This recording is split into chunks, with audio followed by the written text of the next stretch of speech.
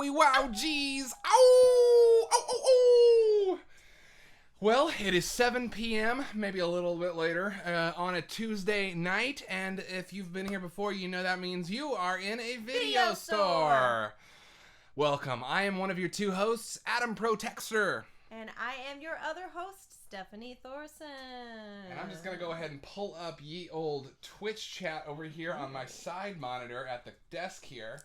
Now, if you have never been into a video store before, and God knows there might be some people who haven't, we should let you know that what we do here is replicate the experience of going out to a retail space to talk about and look at movies. We are your two clerks. We do this every single week. Let me go ahead and pop out the chat. I pop out the chat so I don't have to look at my face. What else do I want to say about... What else do we want to say, Stephanie? Sorry, I'm distracted by getting my shit together. No. So this month, last week, today, in a minute, for Halloween, we decided last week that we would start doing theme weeks. So every week during the month of October, we're going to be centering our movie watching around one theme. This last week, if you can't tell by the ears and the moon and our howls and growls, it was Werewolf Week! That was like so lame. What? Werewolf Week! Werewolf ever. That was really Werewolf ever. It's dweeby. Adorable. Dweeby. You call it dweeby, I call it cute. Okay, so here's the deal. On this show, we generally do this. We generally, okay, let me back up a second. You're in a video store is about being able to connect with people over movies.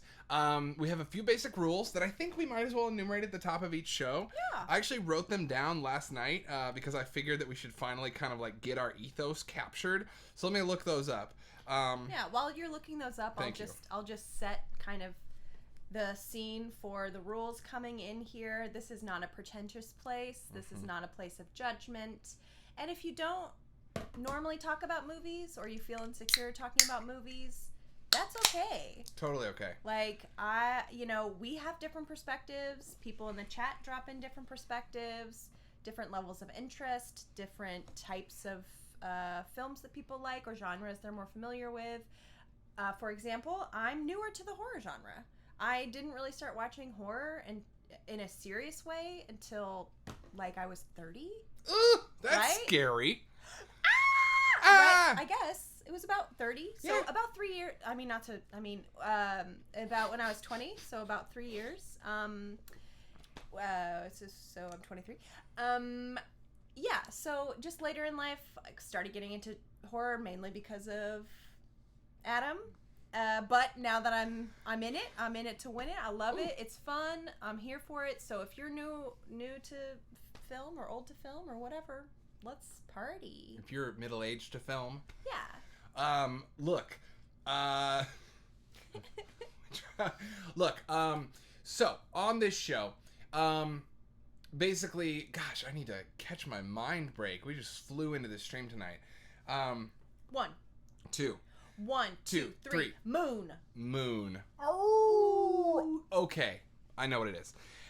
Here's what we're going to do. We're going to go over the rules of the show. As Stephanie said, it's a non-pretentious space. The biggest rule of the show is not a rule at all. It's just an encouragement. Ask us for suggestions. Ask us for recommendations. Tell us what you recommend we watch. We really want this space to be an open space where we can trade ideas. So if you're in the chat and you've got an idea, share it with us. The chat is the bread and butter of this show. The best episodes of this show are, and we're not saying we can't just talk, we can just talk, but the best episodes of this show are the ones where a lot of folks are in the chat and we're all playing with each other because, again, this is a hangout. So, with that in mind, we've only got 2 people tuned in right now, so, I might repeat these later, but we did actually write down our video store commandments. I'm going to run through them real quick. Thou shalt not shame or condescend to anyone for not having seen something. Thou shalt attempt to watch movies as their original audiences were asked to watch them. Context is key. Thou shalt not judge any movie thou hast not seen, including those Twilight movies you rip on. Thou shalt not rate movies using numerical systems. We don't like stars and scales. We like talking about it. We want that nuance. We want that gray area and that grit. No movie is a 4 out of 5 on the dot. Thou shalt understand that books and movies are different media, and that we're not gonna, when we talk about adaptations, we're not gonna say one's better than the other, because they're not the same thing. We're not comparing paintings to boats. And finally... Wait. What? We're not? Oh, no, we're not. I'm sorry. Should have prepared you. And finally, you just gave me a good one here. Thou shalt be okay with disagreeing with others. Mm-hmm. We're all here to be friends. They're not rules, Vineet. They're... basically just don't be a dick guidelines. So, you know, if you want to find a Reddit page or Facebook group that doesn't have rules, be my guest, Mr. Wild West. Because otherwise, without rules, I think we'd probably end up just, you know, spamming the shit out of each other, and this is not a shit posting stream. Basically, like, know the rules, fuck the rules, okay? Like, let's just not be rude to each other. Let's not judge each other's taste or experience level or, you know, and don't judge anything you haven't seen. There you go. You know? It's simple.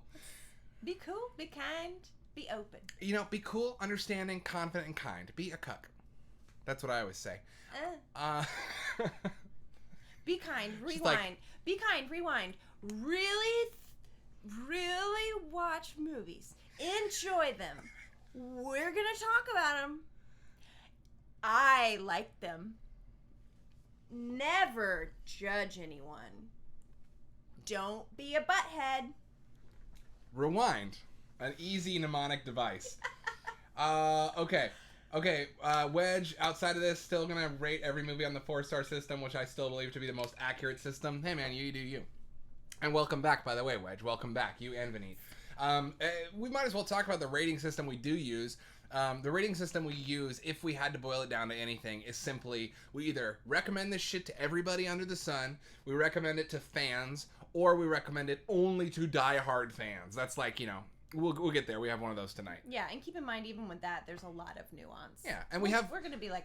We also have, like, our bomb, which is, like, dot recommended to anyone, but I think I've only seen one movie in my entire... Well... Yeah, I think I've only seen one movie in my entire life, which I flat out wouldn't recommend to anyone and wish didn't exist. And that's so it's going to be really rare if that comes. It's a Serbian film. Fuck that movie. Okay, cool. Camping last week. Oh man, you don't have to apologize for camping. Get back to nature, bruh. Never apologize for being under the full moon. That's right. Oh. Vineet's here. We can wait a second. I don't want it to get too late, but Vineet, we did talk about getting Alan to howl. We might be able to. Okay, what do you think about this? What if we call you and put you on speakerphone and we try to get Alan to howl and play it for the stream? If you're down with that. Alan is ready. Okay, give us a few minutes. We got to finish our little intro here. So, quick run of show. Here's what our agenda is for tonight, and here's typically how the show goes. We did our intro already. You know the spiel.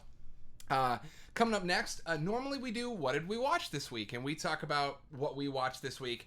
The thing is, all the shit we watched this week was all part of our werewolf theme. So we're going to get to that later. So this week, instead, and probably through the month of October, we're going to ask, what did you watch this week? And if we watch things that were off theme, we'll bring them up. But it's all werewolves on this end. So we want to know what you watched. We'll get into that next. After that, we're going to do some new arrivals. It always scares me. I boogie. We're going to do new arrivals. We're going to keep new arrivals short, but we do have a banger of a new arrival today. And after that, we're going to get into werewolf talk, baby. We watched a lot of werewolf content. We read werewolf books. Mm-hmm. We went down the wolf hole. We went into the werewolf cave. Thank you. Mm-hmm. After that, movie club. Our movie club pick. We have a pick every week, and Stephanie and I also both each have a staff pick.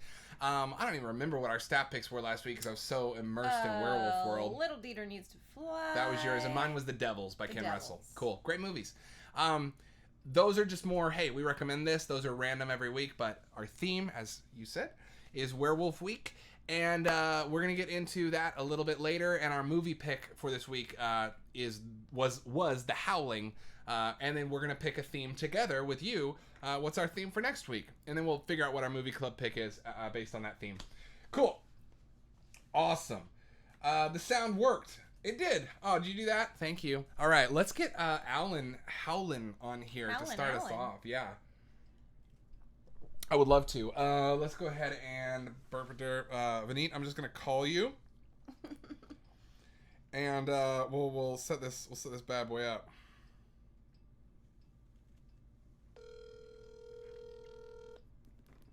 All right. All right, hello. Hi, Vineet. Hi, Vineet. Okay, I'm gonna. Hang on, I need to mute my computer so that I can just hear you guys. Yes. Yes, please turn your radio down, caller. You know, I just had an idea because I said that, or because you had that feedback. We could make this a call-in show. For sure. We need a burner though, because I can give him my personal phone number out. Right. Well, first of all, can y'all hear Vineet okay? Can you guys hear me when I talk? I mean, I think Wedge is hearing because Wedge said this is so great. Yeah. Alan, Yeah, they can hear you. Awesome. Alan, Okay. Howl at the moon? Vineet has an amazing dog named Alan, who's a best friend of our dog, and we're gonna get him to howl on the stream to celebrate and kick off Werewolf Week tonight. Okay? So Alan, thank you, howl? Vineet. You wanna howl? Are you hungry like the wolf? You wanna howl at the moon? Can we?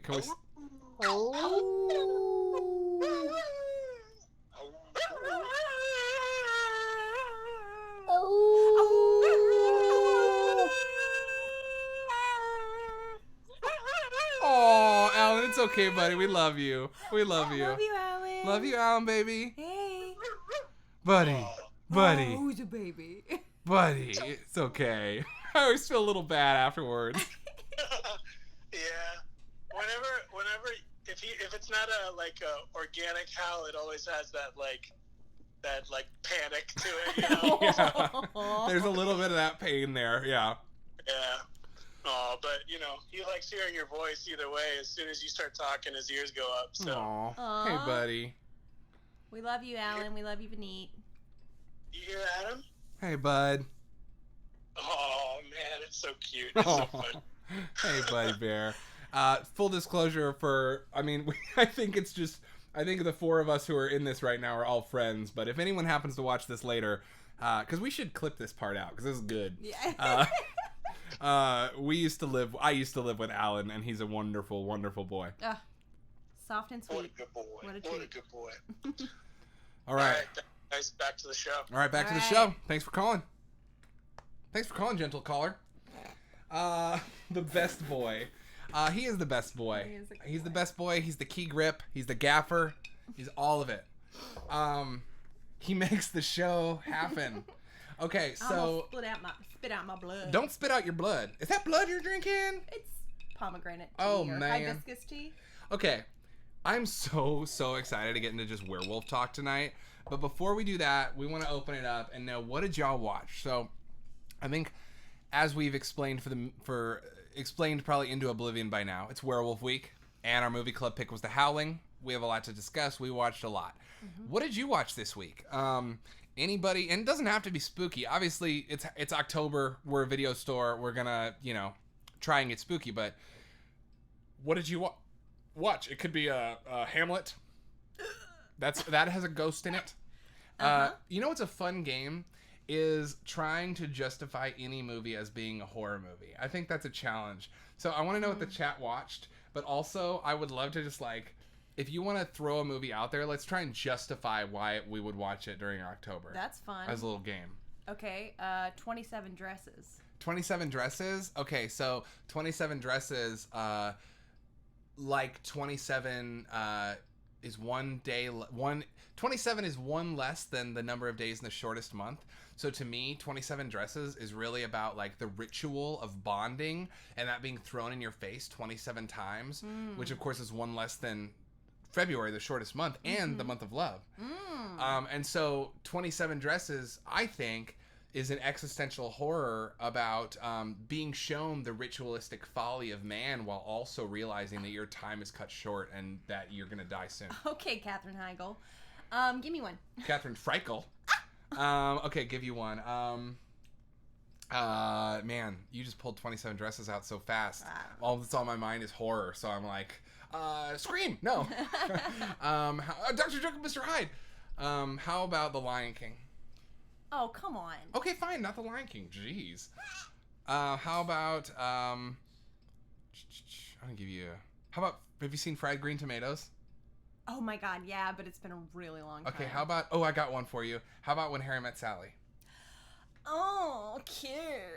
When Harry Met Sally is about a woman who is experiencing psychosis and can't stop reenacting things from her past, and she returns to the place of horror, aka Billy Crystal, throughout her life, and just can't escape the place of horror. Wow. Until on New Year's Eve, she gets trapped in a curse as the ball drops for the rest of her life. A curse called a relationship monogamy.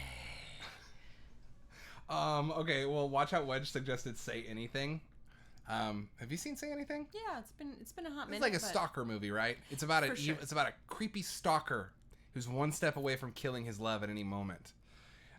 27 Dresses is a prequel to 28 Days Later. I did not know that. I did know that 28 Days with Sandra Bullock is a tie-in with 28 Days Later. But I didn't know that 27 Dresses was related. And 13 going on 30, well... You know what'd be fun is to try and pick a movie for every number and watch them in order. Oh my god, that's so fun. Start with One Flew Over the Cuckoo's Nest. There you go. Next up we got Too Fast, Too Furious. Or It Takes Two, because it's no, it has to start with the number. Yeah, but it's TOO, right? No, it has to start with the number. So like One Flew Over the Cuckoo's Nest works. Two, but It Takes Two. Well, it could be anything with the number 2 in it. But isn't Too Fast, Too Furious TOO? No, it's TWO? No, it's the number 2 fast, the number 2 furious. Oh my god! I mean, come on. Well, where were you in seen it. 2002? Where was I in 2002? It Takes Two is a better choice. It is not, Benit, because it doesn't start with the number 2. Yeah, but it stars MKNA. It shouldn't count. We're talking 1, 2. It has to be the first. Okay, whatever. Three Amigos. That's a good third one. Three Amigos. Four Rooms. Number 4. 5 Days in the Valley. Or is it 6 Days in the Valley? Oh, 5. What about? I think 5 Days in the Valley is what it's called. Sixth Sense. Sixth Sense. Seventh Seal. Seventh Seal, or 7. Or 7, flat out. Just get it done. 8 legs. 8 women, 8-legged freaks. 8-legged freaks. 8.5. 8.5. 9. 9 months later. Or 9 months. 9 months. Or 9, the movie 9. And 10 Things I Hate About You. 10 Things I Hate. What a good little marathon that would be. Just count it right up. That's cute. Count it right down. 9 sucked. I never saw 9. I never saw 9. 7, yes. 7, Watch Out Wedge was right there with you. He put it in all caps. He's so mad at me. 2 to Tango. That's nice. Oh, well, I didn't like it. That's okay. I've never seen it. I don't. I did not hear good things, but I didn't watch it. It's spelled 7. Yes, thank you, Vinit. It is spelled 7. Okay, there's a couple instances in which I'm actually nitpicky about this. One is 7, where the V is a 7, and the other is Scream 4, where the A in the word Scream is the number 4. I've never heard that before. And I have my reasons for Scream, especially. I think the title is a hint as to what the movie's about. Reboots and sequels being merged. Anyway, we'll go into Scream later. I'm just kidding you. Well, I know you've heard my Scream rant, and I can go on that Scream rant at any point. It's also we should on make the a internet. channel. We should make a channel points for the show where people can trigger either of us to rant if they donate enough channel points. Cute. Okay, but Vinit actually gave us something he watched. He watched Hausu and Swallow. Okay, have you seen Hausu? Yeah, we watched it together. Yeah, Hausu's like... Hausu's great. So, quick show of hands in the chat. Have you seen Hausu or not? Hausu is honestly one of my favorite movies of all time, Vinit. I think we saw it together at Alamo, and then I watched it multiple times since, but Hausu's a brilliant, like, avant-garde masterpiece. This director didn't really do much else, but that movie is, like, it's so easy to consume it as just, like, a wild, goofy, oh, this crazy Japanese horror movie. And I think it gets that reputation a lot, but beneath that, there is a very smart story about puberty and coming of age and being a young girl, and it's wrapped up in the most like art, like there's purpose, there's method in the madness. I adore that movie. Yeah, also visually it's just, you know. I mean, come on, it's about 7 girls who all represent a different like Sesame Street like quality of being a person. Yeah. One eats too much, one studies too much, one is perfectionist, one's a pretty girl. They're all different aspects of the same person. They stay in a house with an older female family member and they start to lose themselves and disintegrate, and in the end Cat spews blood into the room and they're trying to stay afloat in blood. Hello, it's called About Periods. It's called About Periods. Which, by the way, we have something on that note to talk about tonight. That I've been on my period? Yeah, Stephanie's been on her period. It's almost been pretty the hard. whole time we've been watching Werewolf movies. That's really appropriate. Ouch! Do you want to grab JS over there? It's I think you can reach and get it. I'm sorry for phrasing it as a question instead of asking. Will you please grab right before House on Haunted Hill, the period werewolf movie? I just didn't want to spoil it. GS. You said JS. I said JS? Bullshit. Imaginative camera work. Absolutely. Absolutely. I kind of spoiled it. I accidentally. Love the scene at the beginning through the shot with the colored glass frames. I do too. I love the matte painting that turns into the train background, the use of animation. Hausu is just like, you gotta watch it you gotta see it to believe it. Yeah, man. I'd say that's fair. That's true. Oh, so Swallow is one that I've been interested in, but it seems like a lot. So I think Vineet said. Yeah, Vineet said he watched it. I haven't seen it either. Would love to know what you thought, Vineet. I feel like we should use Vineet's. So great job, nerds. Yeah, great job, nerds. Sorry, we should. Don't know it all. Tell us what you thought of Swallow. Yeah, and also I saw we have a few new viewers here, so I just want to say, hey, you are in a video store. Welcome. This is a video store hangout zone. You are more than welcome. You are very encouraged to be in the chat. This show is always the best when people are in the chat, so share your opinions. Yes. Few ground rules is just that we don't shame each other for not having seen shit. We don't hate on movies we haven't seen. Don't be mean to each other. Other than that, have an awesome time. And feel free to ask for recommendations at any point during the show. We are your clerks, and you are in a video store. And right now we're talking about what you watched this week. That's right. Thank you. Yes. So if you watched anything in the past 7 days or anything recently that you just are hyped on, let us know. Let's talk about it. We also have, it's Werewolf Week, meaning we're going to get into some deep dive on werewolf shit later. The moon. The moon. The moon at night is big and bright, deep in the heart of werewolf country. We're not getting any info on Swallow. Oh, here we go. Swallow is really interesting. A lot of complicated themes, trigger warnings everywhere, but beautifully photographed and paced. I think that's kind of like the TWs are like on my radar. I'm like, but you know, I feel like if you go in knowing, then you might be more equipped. I don't know anything about it other than that it's about someone swallowing increasingly dangerous objects as a compulsion. It sounds like it would be a really good double feature. Again, I haven't seen this movie either. Maybe we could do this. It sounds like it would be a good double feature with Raw, the movie about the vegan meat movie where the girl eats all the raw meat and it becomes a compulsion. Right. I wonder, since they're both. The lead actress is intense. She plays subtle stuff really well. Also gets crazy pretty well. Nice. Okay. I'm intrigued.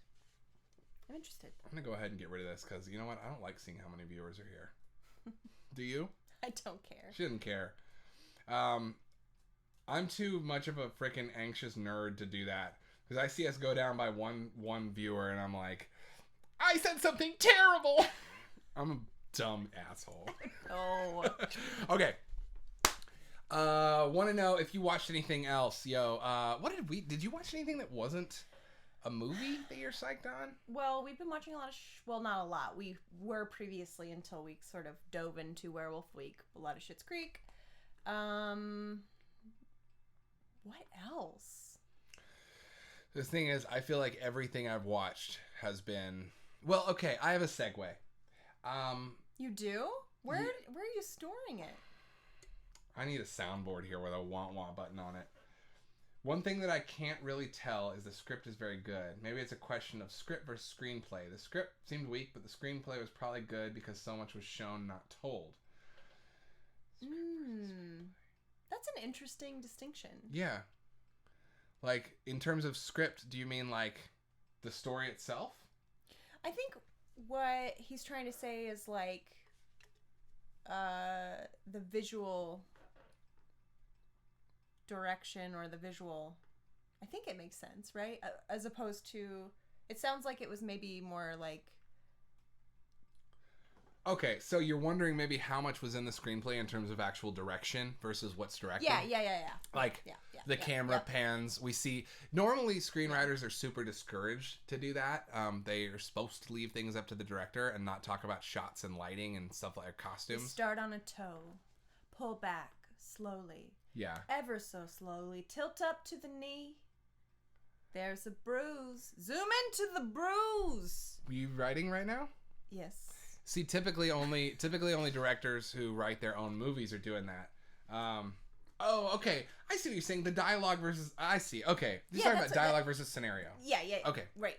Got you. I think that also applies. Like, it does. The script versus the screenplay, the words versus the visuals. For sure. Sometimes that's the case where someone... That's my thing. Like, I'm not trying to toot my own horn by any means, but we made a... we shot a sitcom together earlier this year. Stephanie was lead writer on it. I was director on it. I gotta say, I feel confident in being able to be like, this shot is pretty. I feel confident on the directing side, but my dialogue writing sucks. And if you hadn't written it, it would have been the same. You would have been like, oh, this shot's pretty, but they're saying stupid things. I feel like, yeah, that's why the script is so important, because even if you're a visionary director, I'm not referring to myself, even if you're freaking the most visionary, like, Wachowski director in the world who just sees worlds, you don't have good words on the page. I think this is actually an interesting distillation of sort of like our... Sorry, our Great Job Nerd said, hashtag we made a sitcom, because our working hashtag was let's make a sitcom. Let's make a sitcom. That's so sweet. I feel like that's a pretty good distinction kind of between, at least until we started diving into movies together, what really drove us as far as what we enjoyed. Like, I've always been obsessed with dialogue. Mm-hmm. Always. I love dialogue-driven movies. It can just be two people in front of a camera talking, and if the dialogue and the acting is good, I'm, like, here for it. And I feel like, and correct me if I'm wrong, maybe you're more of a visual person, and maybe we're influencing each other in that way. I think maybe I do think of myself as a visual person, but I don't like I buck against ostentatious visuals. Like, I love what the Wachowskis are a good example, because they create whole worlds, and I'm very there for it. But I don't typically love showy style. I typically like the camera being pretty set, framing looking nice, and dialogue carrying it. Showy. I think it's like Portrait of a Lady on Fire is a perfect example. Yeah. It's a pretty light on dialogue movie, but it carries you it's a movie. You have a frame, play with it, work with it. Right. You know?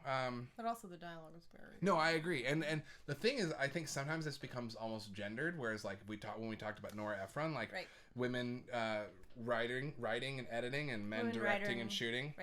Right? There's that gendering in Hollywood. Yeah. But it's funny because I think a lot of boys, I do mean boys, I mean high school and 20-something kids, I think when like, boys, men specifically, cis men specifically, who are movie fans, I think they do think, oh, badass cinematography. And they think that's what they want, is like badass cinematography and all that. But then they freaking love Quentin Tarantino. And that's two people sitting at a counter talking. And it's just exceptionally well written. Didn't you say that was the diner scene in Pulp Fiction was like pulled for your screenwriting class in college? It was. It wasn't pulled for screenwriting, actually. It was pulled for a production class. It was basically saying you don't need a bunch of money to make a great film if you have a great script. We all know that's not exactly true, if you've ever made anything. But it's good to inspire the youth with. Right. I'm remembering my screenwriting class now. It's true, but... I think it's true that you just need a good idea. I mean, look at, like, the Dogma 95 movies. They're shooting on nothing, and... I mean, I used to believe it was true a lot more. Okay, sorry.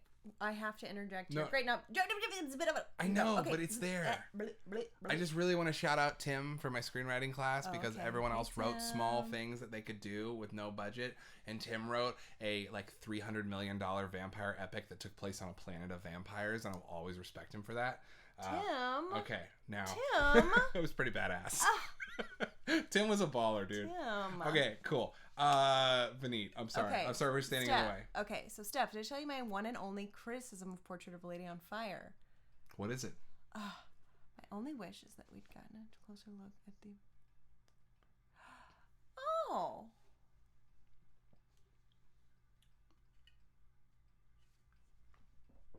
Do you want to tell people what his criticism was? Right. My only wish is that we'd got a closer look at the painting of her on fire. We only get a glimpse. It's totally on purpose. Missed opportunity right there from Wedge. Yeah, so I haven't watched it, says Wedge. Well, thank you for the honesty. You should watch it. It was a stat pick first week you were on. It was your stat pick the first week you were on. Mm-hmm. Well, you feel this one because you've seen the movie twice. I watched it with you. I'm primed to disagree with you on this one. Great job, nerds. And that is just because I think it is on purpose. Well, he just said I don't think it's a missed opportunity. Well, I think that it's a criticism. Basically I'm just saying that like I hear you and I see what you wanted and I wanted that too when I watched it, but I felt like it was more of the movie is about not getting what you want. And the satisfaction of seeing the painting is the orgasm that you are denied like in that movie. It's the sexual tension. That's my counter argument to that. But you love this movie. You've seen it twice, so what's your opinion, dude? My opinion is pretty much that. I mean, we said it in the chat. It's like it was definitely done on purpose. It's very intentional, and it's it's a glimpse because it's a flash in the pan. It's a little sliver of a moment. It's a little slider. It's a little TGI Friday slider platter. It is like not a whole burger. It is a little bitty slider. Mm-mm. Okay, like even maybe we cut that slider in half, and it's just you know what I mean. So it is a kid's meal. It is No, it's not. It is not even that. Okay, because that comes with drinks and fries. Okay. It's the moment. It's the moment in the bigger picture of their lives. It's the moment they get to be together, and we just get to glimpse. Woo! It's there. Oh, it's so beautiful. I want to see more. I wish I could get a closer look. I wish I could stare at it longer. No, you shan't. I want to animate you going, you shan't. You shan't. And like have it pop up on the screen. It is way good. It's way. You know what? I think how are you feeling about getting into some new arrivals stuff? Let's do it.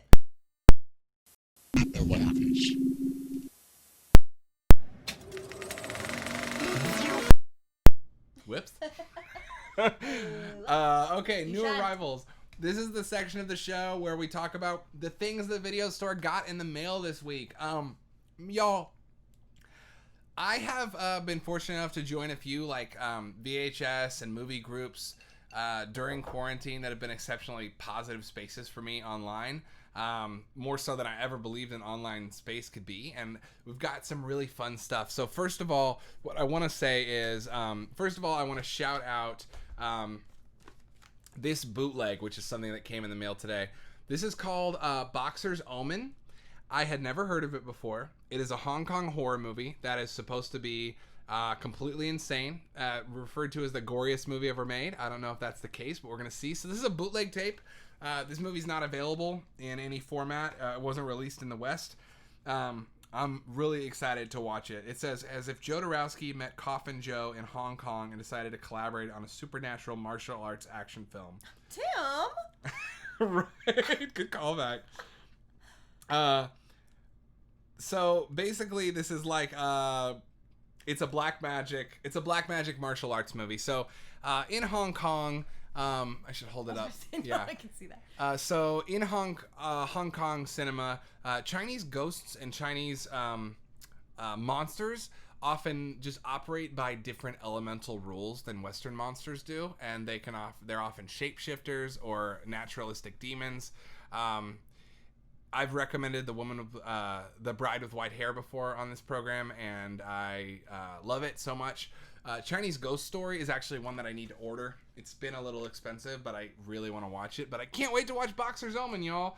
I will let you know what I think. And if anyone finds a way to watch that online, holler, because then we can recommend it to more people. We also found these books. So these are Tales from the Crypt novels.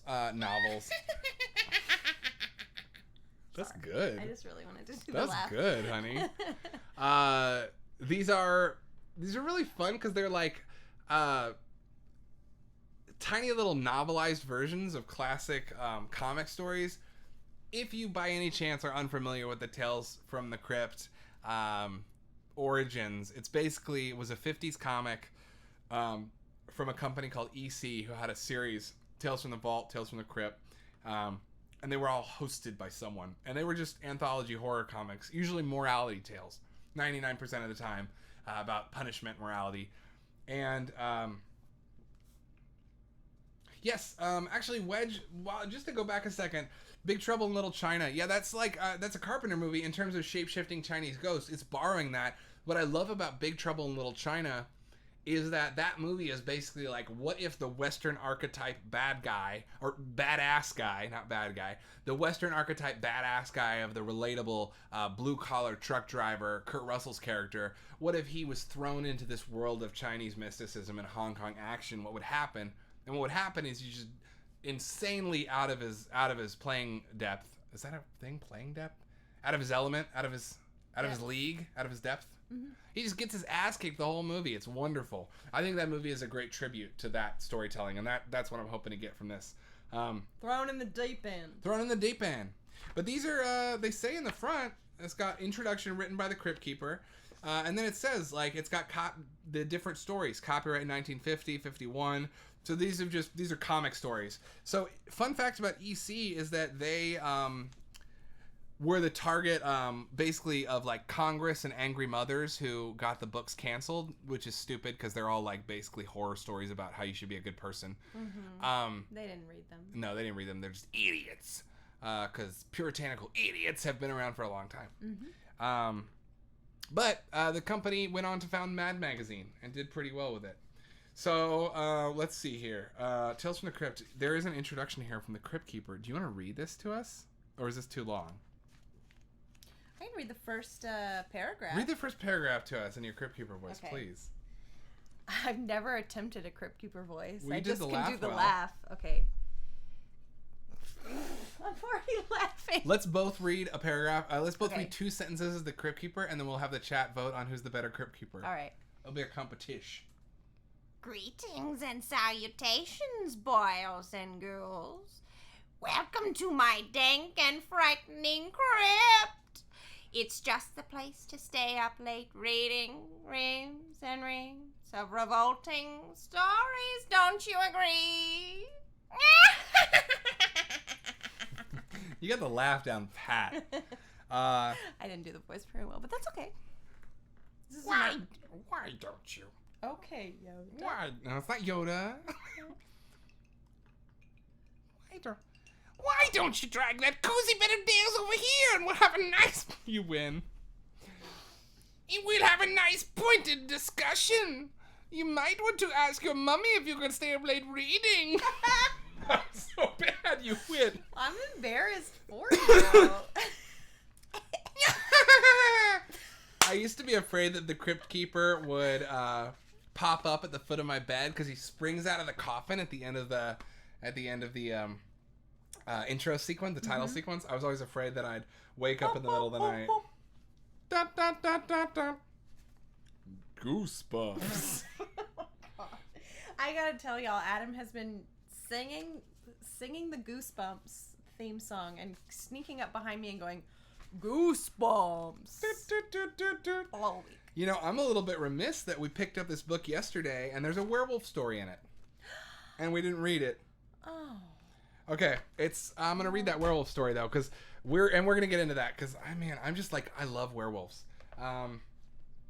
First Goosebumps movie was great. It was good. It was great. It was so fun. Yeah, really fun concept. I actually want to watch the second one.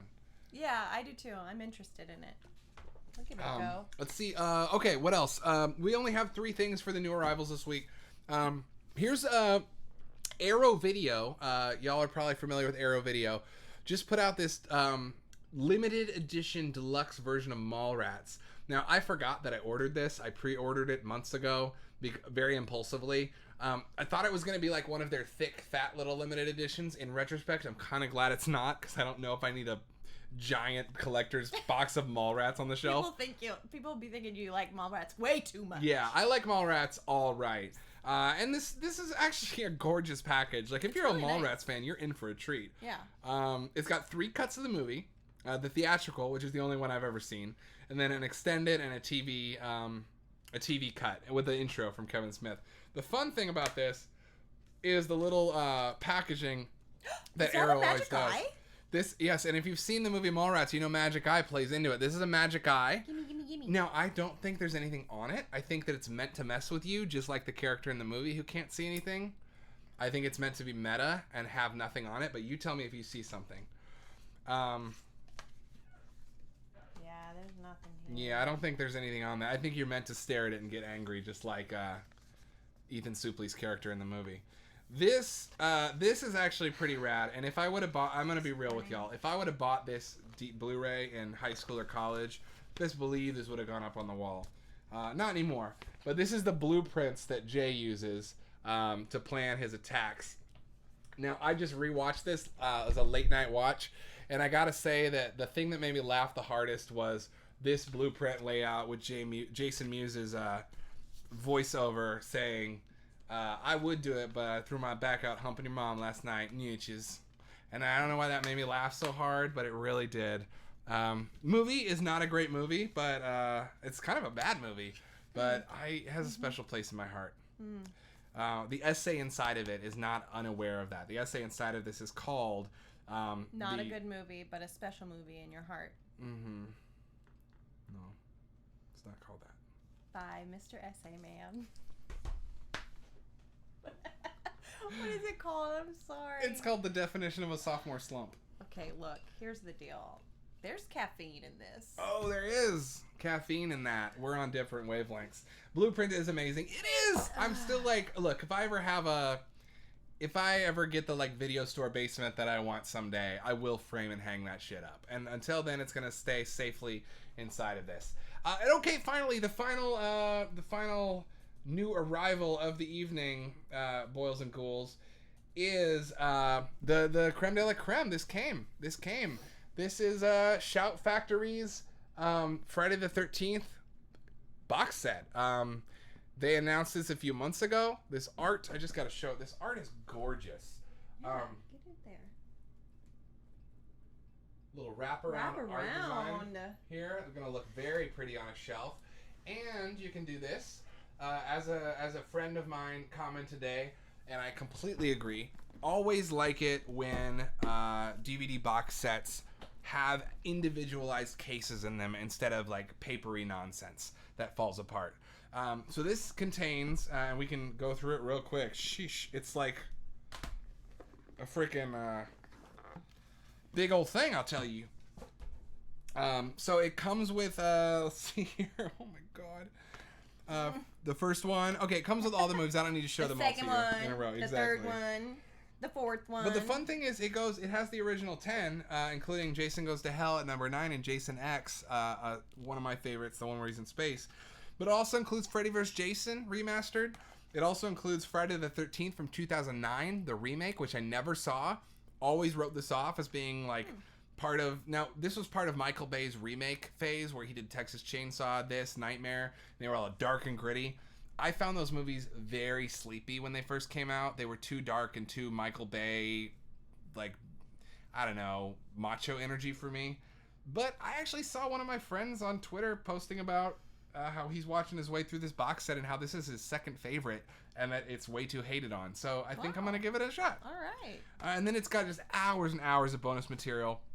Also, we don't have a 3D TV, but if you are lucky enough to own a 3D TV, well, you're in for a treat because this is, I believe, is the first time on home video No, I'm wrong. There is a DVD with blue. There's a DVD that came out with blue and red 3D glasses, which I don't have. I've never seen this in 3D. I don't have a 3D TV, but someday the third movie is actually compatible for your TV. So if you've never seen Friday 3 with the knife coming right out at you, well, there you go. And then, of course, gotta have the booklet, right? Gotta have the booklet. A booklet. A booklet. A booklet. And the let, of course, from the Latin. It's the Latin derivative of small. Literature. Yes. Of let's just read it. Let's just read it. Let's just read it. Let's just read books. Speaking of books. Texas Chainsaw Massacre, Michael Bay movie. I'm sorry, Wedge. No, that and Friday the 13th, neither of them were Michael Bay movies. They were both directed by a guy named Marcus Nispel, but they were produced by Michael Bay. So yeah, they're Michael Bay movies, but not directed. And that takes us to the end of new arrivals. Now, as has been noted, it's Werewolf Week. We need to pick a theme for what next week's stream is going to be, and because this Friday the 13th box set is here, I'm pretty tempted to try and justify some slasherism. I'm just going to throw that out there now in the interest of transparency. But we'll get there. We'll get there. You start thinking about what a good theme might. Well, I'm like, what you think like a theme that would be like fun would be. Well, what are like some of the ones that you had in mind, Stephanie? Some of the ones that like. Okay, so I was thinking like nightmares, like camp sleepaway, slumber party, nightmares, stuff like that. Another one I was thinking of is like we thought maybe it was too broad, but like classic costumes. So it's like ghosts, witches, vampires. Oh, like whatever you think too. So like sleepover stuff, like Freddy, dream stuff, slumber party, sleeping, dreaming. Classic monsters, witches, ghosts, and vampires, classic costumes. I pitched Nightmare at Camp, which is would be Friday the 13th movies, The Burning, Sleepaway Camp, anything that takes place at camp. Yeah. But we can go broad, we can go narrow. It doesn't matter, y'all. We're gonna watch horror movies no matter what. But yeah, just be thinking about it. Sound off in the chat what you think. Might be a fun theme for next week. Because Werewolf was like broad, but also incredibly specific. Yeah, and we were stumbled across a lot of like fun werewolf stuff, and we did not get a chance to watch all of it. I ordered like the day after we decided. I ordered like 4 or 5 werewolf movies that I'd never seen that were very cheap, and watched like 2 or 3 of them. There's a lot of werewolf content out there. Yeah, there is. And Wedge is saying they liked the remake, but saw of Texas Chainsaw, but then saw the original at my house a few years ago, and it was so amazingly awesome and scary. It's real scary. It's fantastic, and that's one that's hard for me to watch. Is it? Yeah. Yeah, I mean, especially the ending when they've got her in the house. I know. It's difficult. No. Texas Chainsaw 2, I kept talking about doing a giveaway on this show. I don't know if my copy is ever coming in the mail. I thought I got lucky and got one from Nebraska Furniture Mart, and they just keep sending me emails about how they're sorry it's delayed. So I don't know if that's ever going to get here. Nebraska! But we are going to do a giveaway next week, speaking of nightmares, on these Freddy Mondo sweaters. Yep. So what I'm wearing right now is from Mondo T's Slasher series in 2015. These are out-of-print sweaters. We came into a few through good fortune and luck, and they're all extra smalls.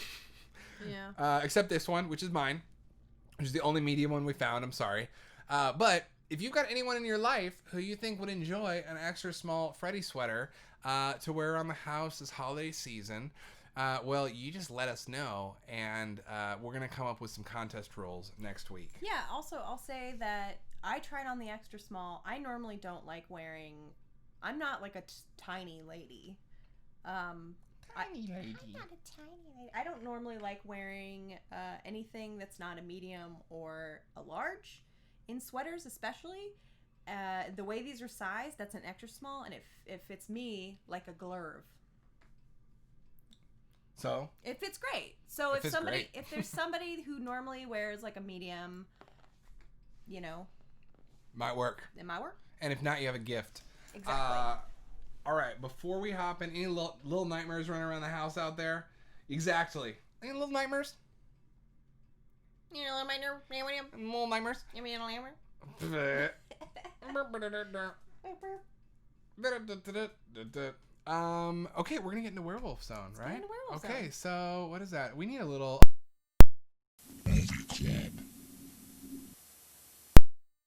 movie club, baby. Cool. We moved into movie club quick. We've only been streaming for an hour, We did move in quick. but this is gonna be the meat and potatoes, the bread and butter, the thick and thin of the stream gravy. tonight. The gravy also of the stream tonight is going to be talking about werewolf movies and talking about The Howling. So, sound off in the comments if you got a chance to watch The Howling.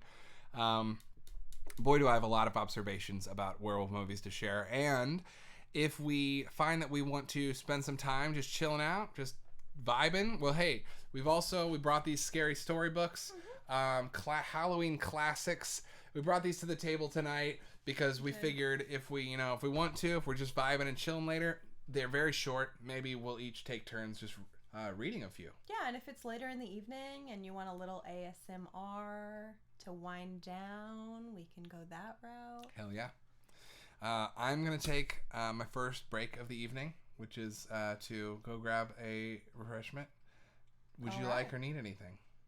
If I have more tea, set you free. set me free. Okay. Here I go. Oh boy. Crinkly bones. Crinkly bones. Crinkly bones. They call me Old Crinkle Bones. So we both had busy days. We went and voted today, which was kind of on a whim. We were like, let's just go because it's first day in Texas for early voting, and anyways, just vote. But it wasn't that bad. It took us about an hour and a half, maybe an hour 45, and then we came home, and I had originally wanted to make themed costumes for every week to correspond with our theme of the week. And I had forgotten because we've been really busy and work has been really stressful, whatever, who cares? Nobody cares. But I have a little craft drawer where I sometimes craft. I'm not a big crafter, but I whipped these up, these little ears, and if anyone's interested, they were so easy. I made both our pairs of ears in 5 minutes, and all it is it's like flexible, furry, bendable metal that you can get at any craft store, and I just molded it to my head. I'm seeing if I can get it off real fast. I don't know if y'all can see, but I used a little hairband, and all I did is I looped the hairband in, and I made a little hook on the other side, so you can kind of, make it. What am I trying to say? Make it it's not adjustable per se, it kind of is, but if you want to make some fun little werewolf ears,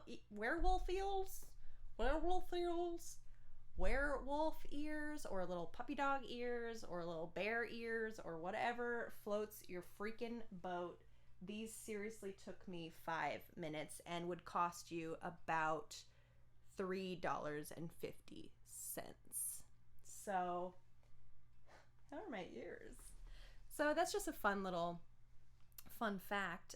Whatever we pick next week, I'll try to make a costume and let y'all know how I made it. I like to craft every once in a while. Sometimes I make puppets. Sometimes I make little ears. Sometimes I doodle or draw. I had a meeting with someone today who said, what did they say? They said a word funny. I can't remember what it was. I'm going to wake up at 2 a.m. and go, and I'm going to remember it. Crafting themed movies. Great job, birds. I wonder, are there any The Craft? Myself on the back for that one. But you know what?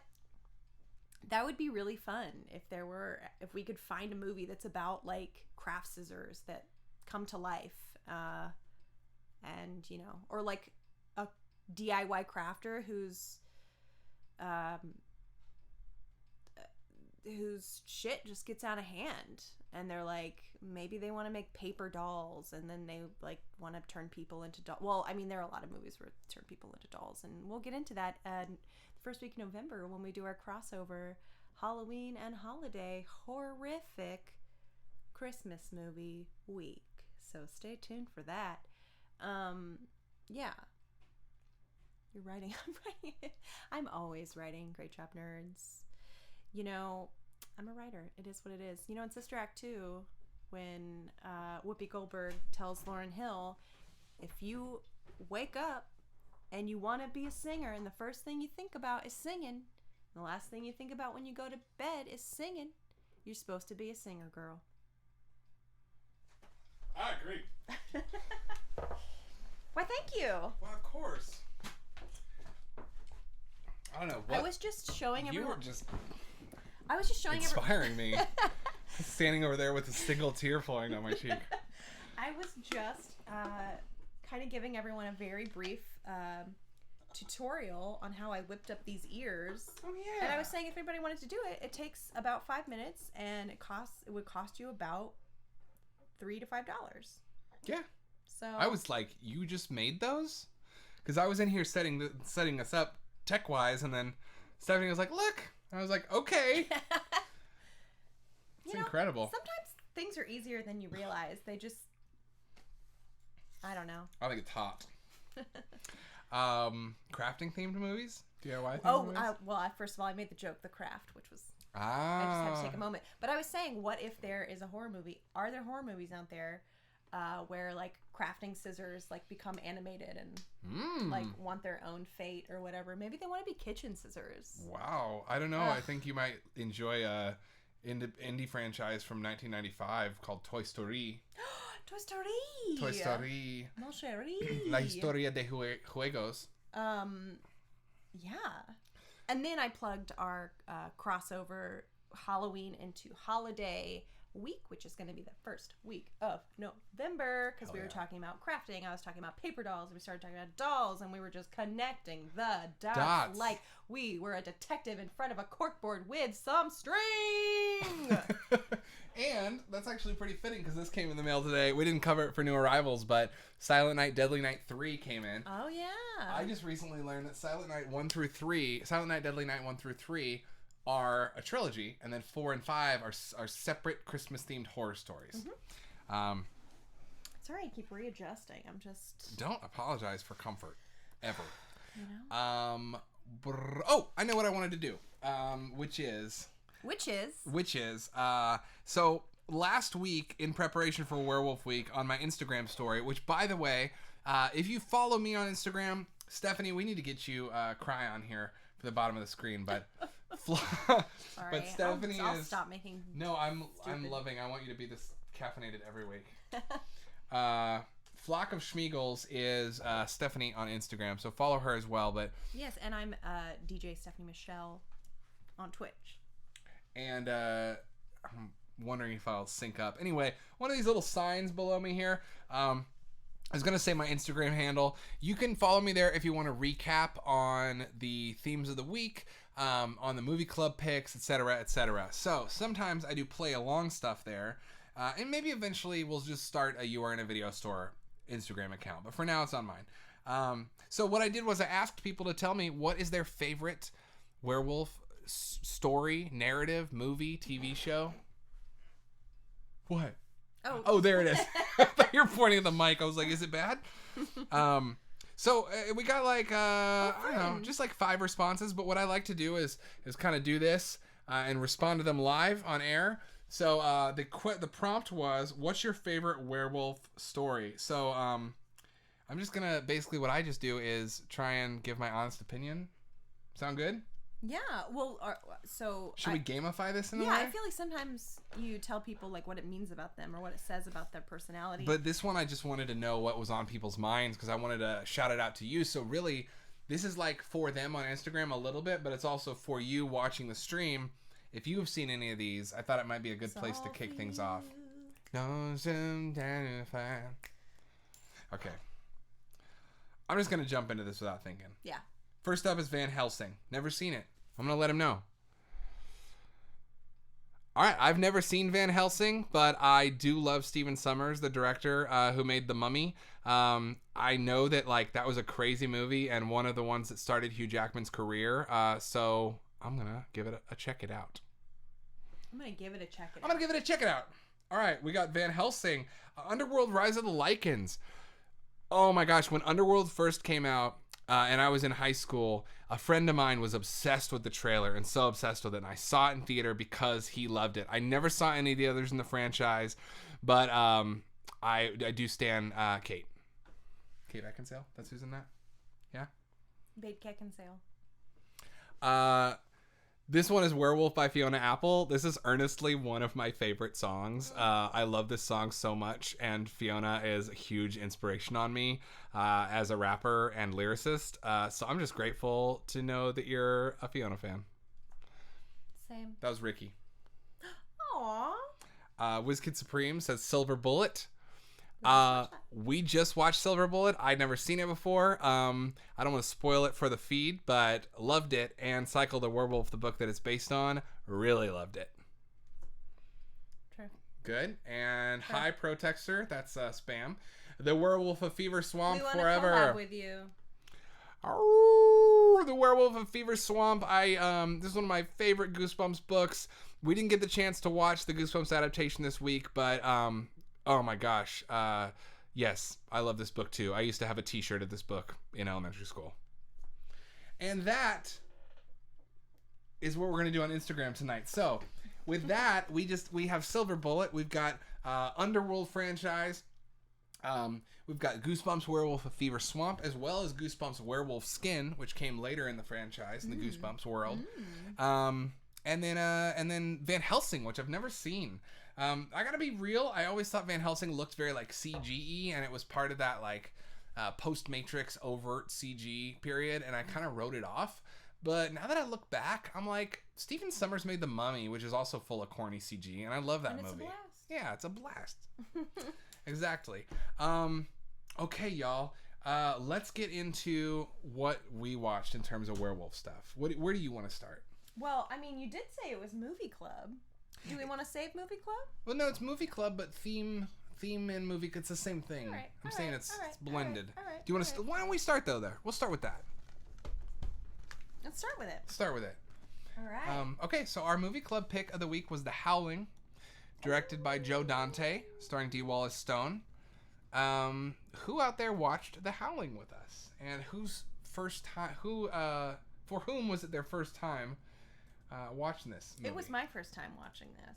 What'd you think? I thought it was great. I thought it was so fun. I thought it was like very genre blendy.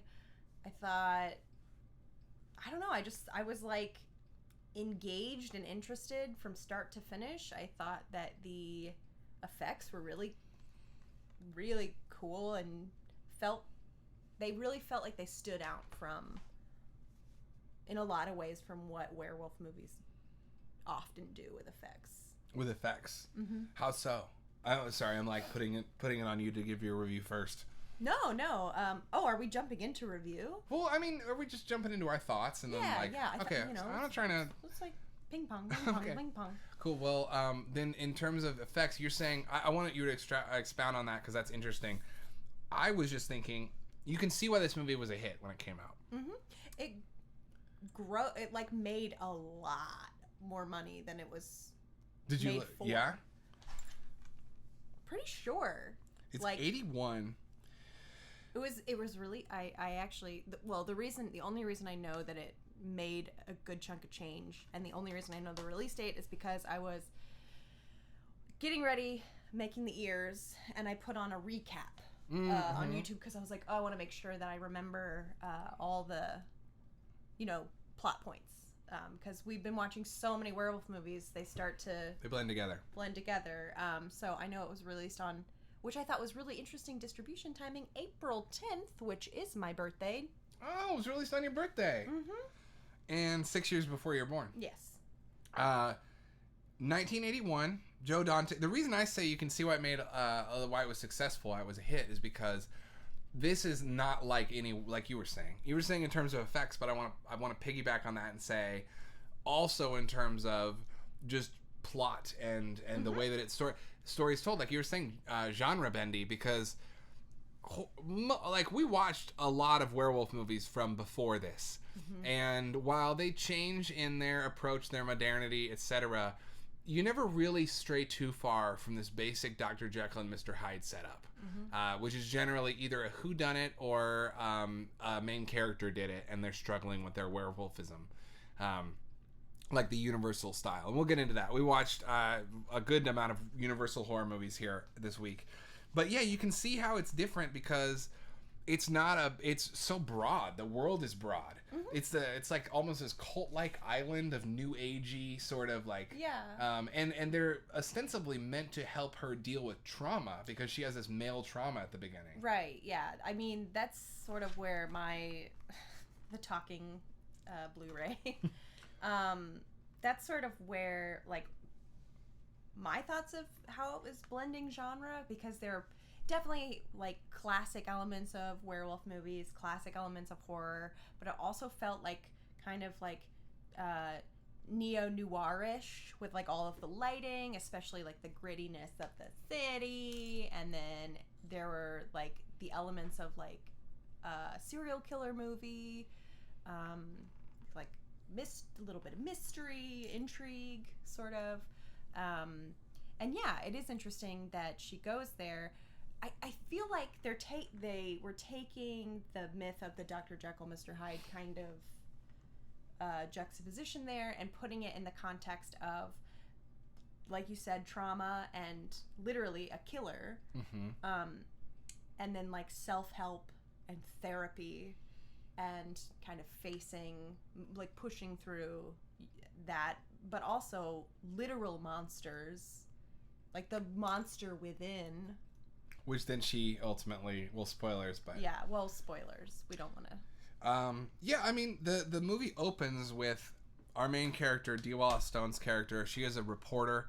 There's a funny line I will never forget about in Scream 2, where they're at the video store, and someone comes up to Randy, Jamie Kennedy's character, while he's the clerk at the video store in Scream 2, and they say, "What's that werewolf movie with E.T.'s mom in it?" And he goes, "The Howling, horror." And when I was a kid and I heard that, I thought there's a werewolf movie where there's an E.T. puppet as well. Did not realize, because I never heard her. Anyway, it's E.T.'s mom. It's Dee Wallace Stone. So it starts off with her. Basically, she has a stalker who may have killed and hurt other people.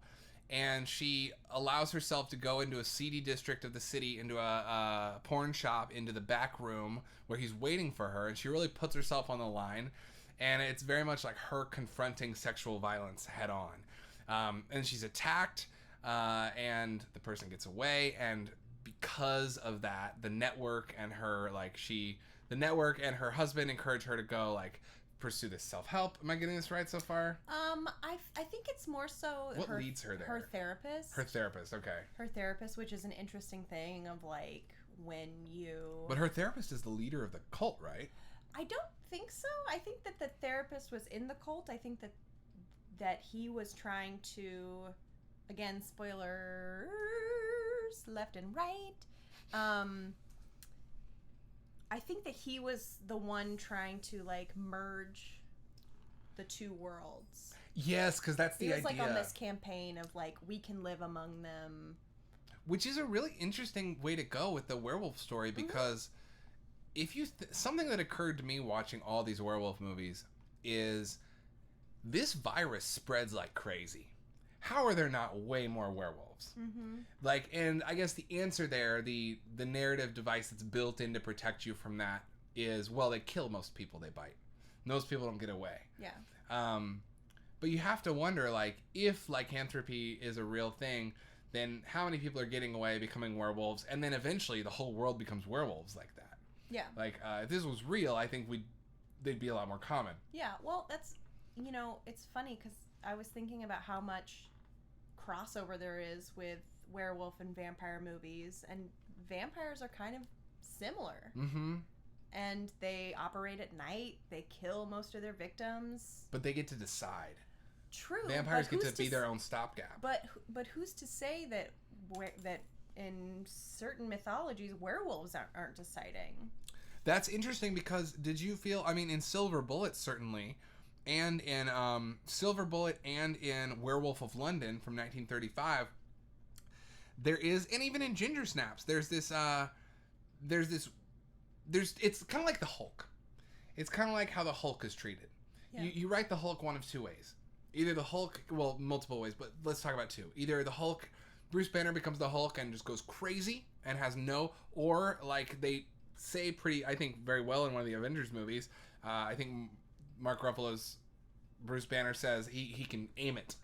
Mm-hmm. And so I see this werewolf mythology, either you are completely consumed by the beast or you can aim it. Mm-hmm. But this movie addresses that plot hole of saying, like, what happens if everyone becomes a werewolf by saying, well, okay, there's a society and they're very guarded about it. Mm-hmm. And she's picked because she's so headstrong, because she's so willing to confront trauma. Yeah. And they think that she deserves to unlock this next stage of evolution. Right. And then, of course, you can't control it. That's why the therapist brings her into the fold. But initially she's picked because somebody in the werewolf cult is obsessed with her. But is that real? Is the werewolf cult person obsessed with her, or was that always to pull her in? Was she chosen? Is the guy building it trying to build a super society, and he sees her on TV and he thinks, oh, this smart, cunning. Yeah. You see what I'm saying? Point. I didn't think about that. Fascinating movie. Really, and at the back, it's funny, there's a quote from Leonard Maltin on the back here where he says, it's brimming with film buff jokes. Definitely, this movie is Joe Dante. For those who, if the name Joe Dante isn't ringing a bell right away for you, excuse me. Joe Dante is perhaps best known for directing Gremlins, Gremlins 2, and Small Soldiers. And God, if you've seen Gremlins 2, you know this dude loves movies. He loves Looney Tunes. He loves movies. He loves making references. This movie's so fun and tongue-in-cheek about werewolf mythology, too. Mm-hmm. Like, all the little... I think at one point they're watching The Wolfman on TV. Uh-huh. They reference that. Yeah. Yeah, and the curse. Well, that's the thing, is that it's exists in a world where everyone knows that werewolves are a thing. Right. Where some werewolf movies... Well, no, I think it exists in our world. No, I know. That's what I'm saying. Because it's, more... a more modern interpretation. Some werewolf movies are trying to, or the origins, I guess, are trying to figure out, is it man or is it beast or whatever. And this exists in a world in the 80s where werewolf mythology is so well known and it's so much a part of pop culture. I feel like in the 80s also, those classic monsters were having another heyday. They were, for sure. And I wonder why. It's got to be just nostalgia. It's funny because millennials get pegged as such a nostalgic generation, but everyone is. Everyone's nostalgic. That's why we have Star Wars, is because George Lucas was nostalgic. Yeah. You're right, though. There is that. I mean, the biggest example of that is Monster Squad. Yeah. Monster Squad, which that's going to be my staff pick. I was about to say, I'll make that my staff pick if you don't. Still never seen G2. It's on this year's list. What is G2? Gremlins 2. Oh my God, Vineet. I mean, okay, one of the rules is we never shame people for not having seen something. I was about to say. I'm not trying to shame you, but dude, you were gonna love this movie. Yeah. Gremlins 2 is. This sounds fucked up because I love movies so much, and I love to be like, oh, I love the artful movies, and I love I love it all. I love it all. Gremlins 2 might be my favorite movie of all time. I'm not it might actually be my favorite movie. And Watch Out Wedge says, I think I only saw it when I was on TV when I was little. You guys, Gremlins 2 is a masterpiece. It is a live action. It is a live action. No, I'm not trying to shame you at all. No. I just mean you're excited. Yeah, no, I'm so excited. I understand why people haven't seen it or why it gets written off. First of all, it's a sequel. The first movie is way more successful. And whatever. There's a million reasons. It's not the most not the most famous movie in the world. Mm-hmm. It is one of the most imaginative, fun things to ever come out of Hollywood. It's super fun. And, we normally don't use a rating system, but it is a blast and a half. It is a blast and a half. Agreed. Joe Dante, The Howling. I love Joe Dante. Yeah. Speaking of Joe Dante and The Howling, the slow-ass werewolf transformation in this movie is so cool. The transformation in this rules, and it's played, but it's funny because this sets the stage, and then American Werewolf in London definitely American Werewolf in London is definitely all right, hold my beer. Like it wants to one up this. Yeah. And I've read as much that the people who did the effects were we got to be better than The Howling. Yeah. Because The Howling was, that's another thing. I meant to look up how some older effects were accomplished. Now I'm very curious about that. Things like the Wolfman stuff. Well, even last night when we were watching Silver Bullet and that hair sucking back into the skin. I mean, obviously they probably played it on reverse, but how did they get it to look so realistic? That's just latex and microscopic hair. And then bladders are a huge thing. You put inside of latex, you put a bladder that can be filled with air or liquid. But that stuff with those latex effects are beautiful. I'm talking more like the Wolfman with there's two different things you can do. One is just a straight up dissolve, which a lot of things use. And one is a multi-plane camera. So this was an effect that was done in 1932 for Dr. Jekyll and Mr. Hyde. What they would do is they would photograph the actor with full makeup on, and then they would put blurring pieces of glass in a box in front of the camera, and then as they removed those, the makeup became clearer. Key and Peele sketch, definitely put it on my radar. Yo, what's up, Zet Rock? Oh, DJ Zet Rock, one of the illest to ever do it. Welcome to the show. Thank you for being here and tuning in.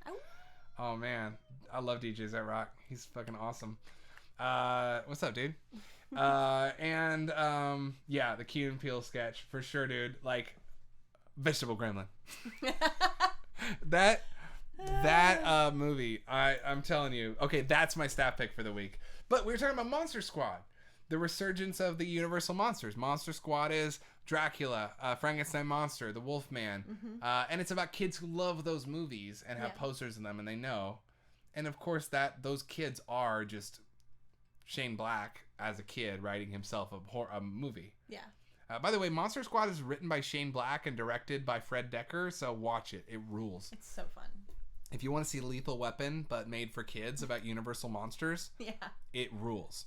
It also includes some horrific death and real consequences and stakes. And steaks.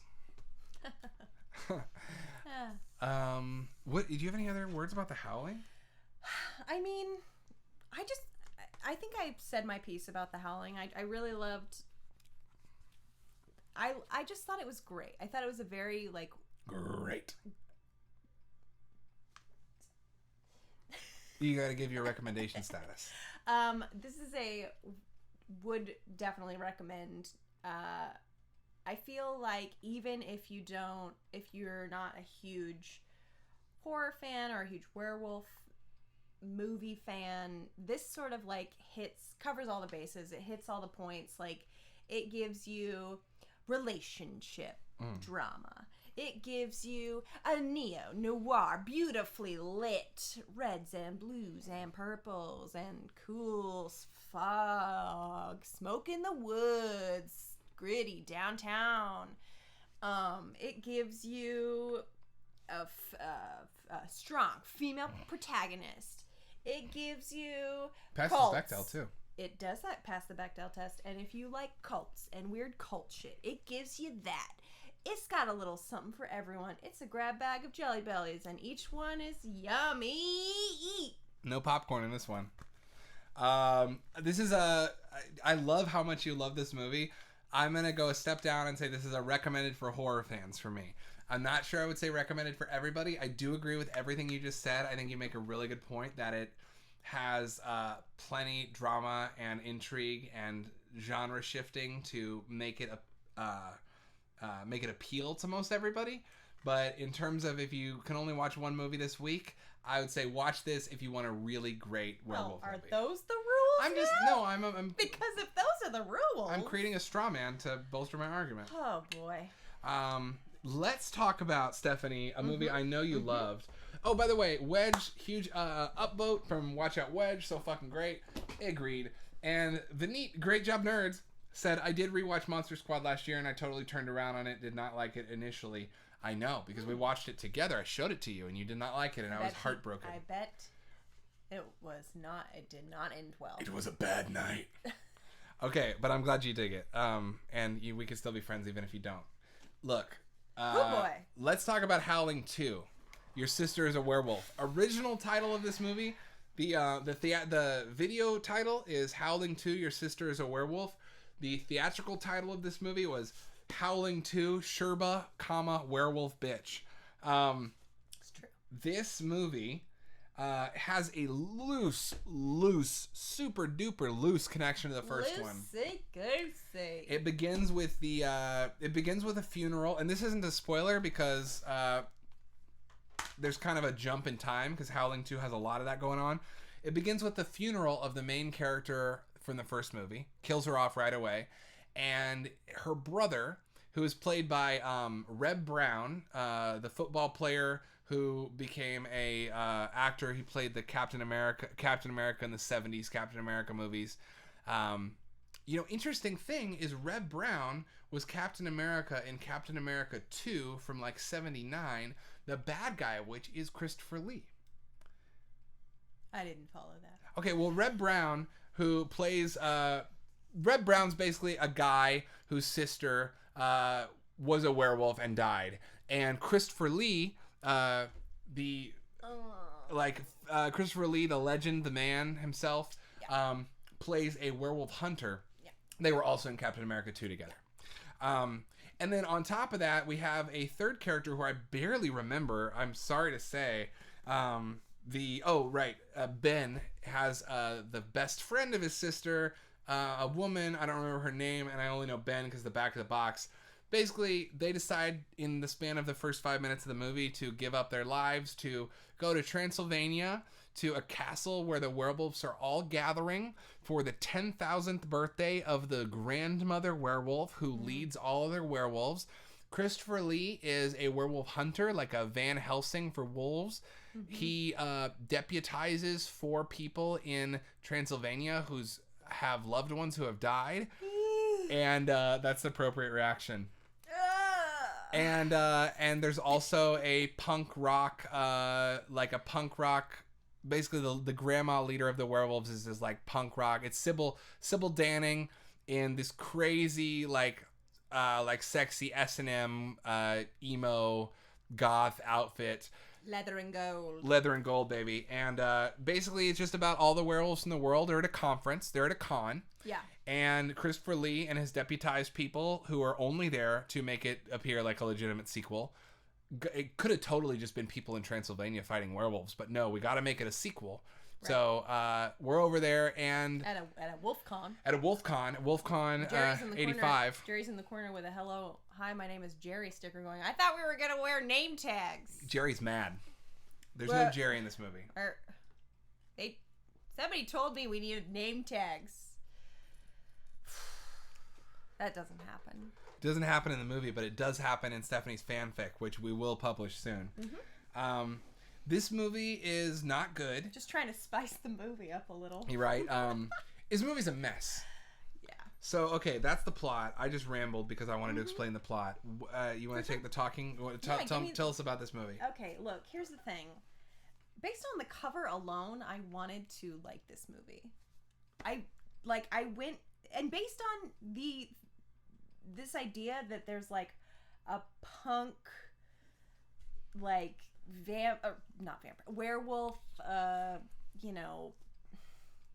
sexy wolf queen in a leather situation. I was like, oh, this is gonna be cool. It's gonna be like punk rock. It's gonna be really fun. I gotta be honest with you, like we couldn't even talk about it afterwards because she goes, save it for the stream. I'm done. Save it for the stream. I'm going to bed. Like I had to go to sleep right after we watched this movie, and I'm sorry if you like this movie or maybe it's your favorite movie. I don't know. For me, the plot was so poorly written, so poorly edited, so poorly executed, so hard to keep up with all the weird, you're just jumping from lily pad to lily pad, being like, we're good, right? We're keeping up? You giving up? It's good? It was like the story was so much that it was non-existent, and vice versa at the same time. Somehow It loses on both counts. it does. Because it's too complex, but it's also too simple. Yeah. I will say that there were some interesting. Christopher Lee was great. Yeah, I mean, he's always great. Yeah, he was great. All the other acting was pretty atrocious. There were some fun, honestly, the scariest part to me were the masks that were a part of the festival that was happening in the town. I was like, these masks are scary. Yeah, but I feel like, full disclosure, I'm working on some me time in therapy right now, and I'm not indulging in any substances. And by the end of this movie, I felt my senses get very heightened, and when I'm not dulling them, I was like, the lights, the music, the jump cuts, the long 15-minute bloody weird, what was that scene at the end? Well, the credits are weirdly, there's one post-punk song that they licensed, and they have a band perform in the beginning. They play the song 7 times in the movie. Well, okay. It's every transition. Not only that, but It's a good song, though. it is a good song. Not only that, but one thing, I think if this movie had leaned harder into its weirdness, it might actually be a fantastic art film. It took itself too seriously. Yeah. And shot itself in the foot. Yes, because it's trying too hard, but it should just be fun.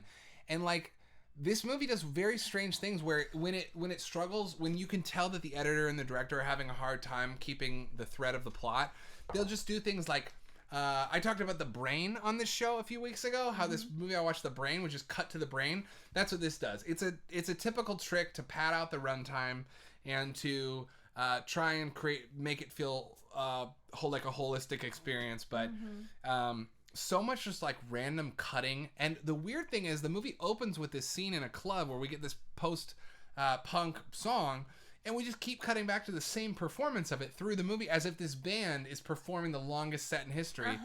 And then the end credits, I think, is what you're referring to.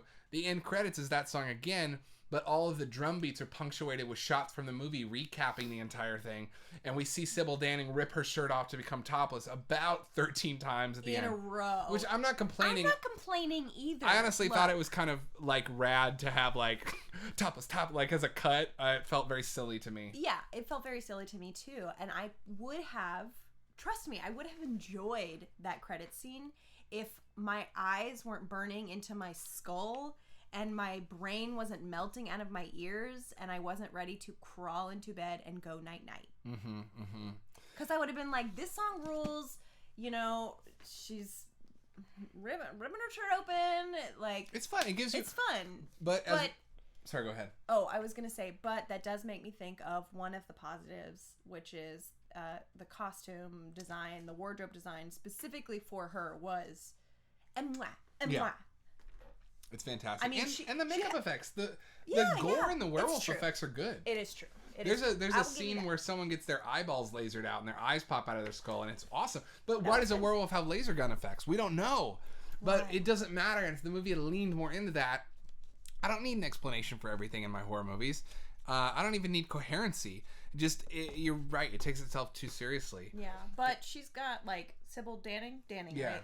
She's got a one piece, a unitard, leotard thing with legging chaps that go all the way up the thighs and down to the ankles, and high heels and weird gauntlets, and everything matches. Give it a goog. Give it a goog. Give Howling 2 a goog. It is like sexy werewolf armor. It's great. I actually really loved the last half hour of this movie. I just want to say. That's what overwhelmed you. The reason I loved the last half hour is because that's when shit just hit the fan. That's when it was just what the hell? Who cares what's happening? It's going to be a bunch of gore effects. It's going to be this rock song. It's going to be people running around. Somehow, this is a spoiler, but no one cares. Somehow, Christopher Lee and his 4 old men who are mad about werewolves killing their family somehow defeat every werewolf in the world at a They're like, castle. Let me lift my pinky. They They're walk all through and they've dead. got a cross. They're like, ha, cross, werewolf down. Ha, crossbow, werewolf down. Yeah. Ha, silver bullet, werewolf down.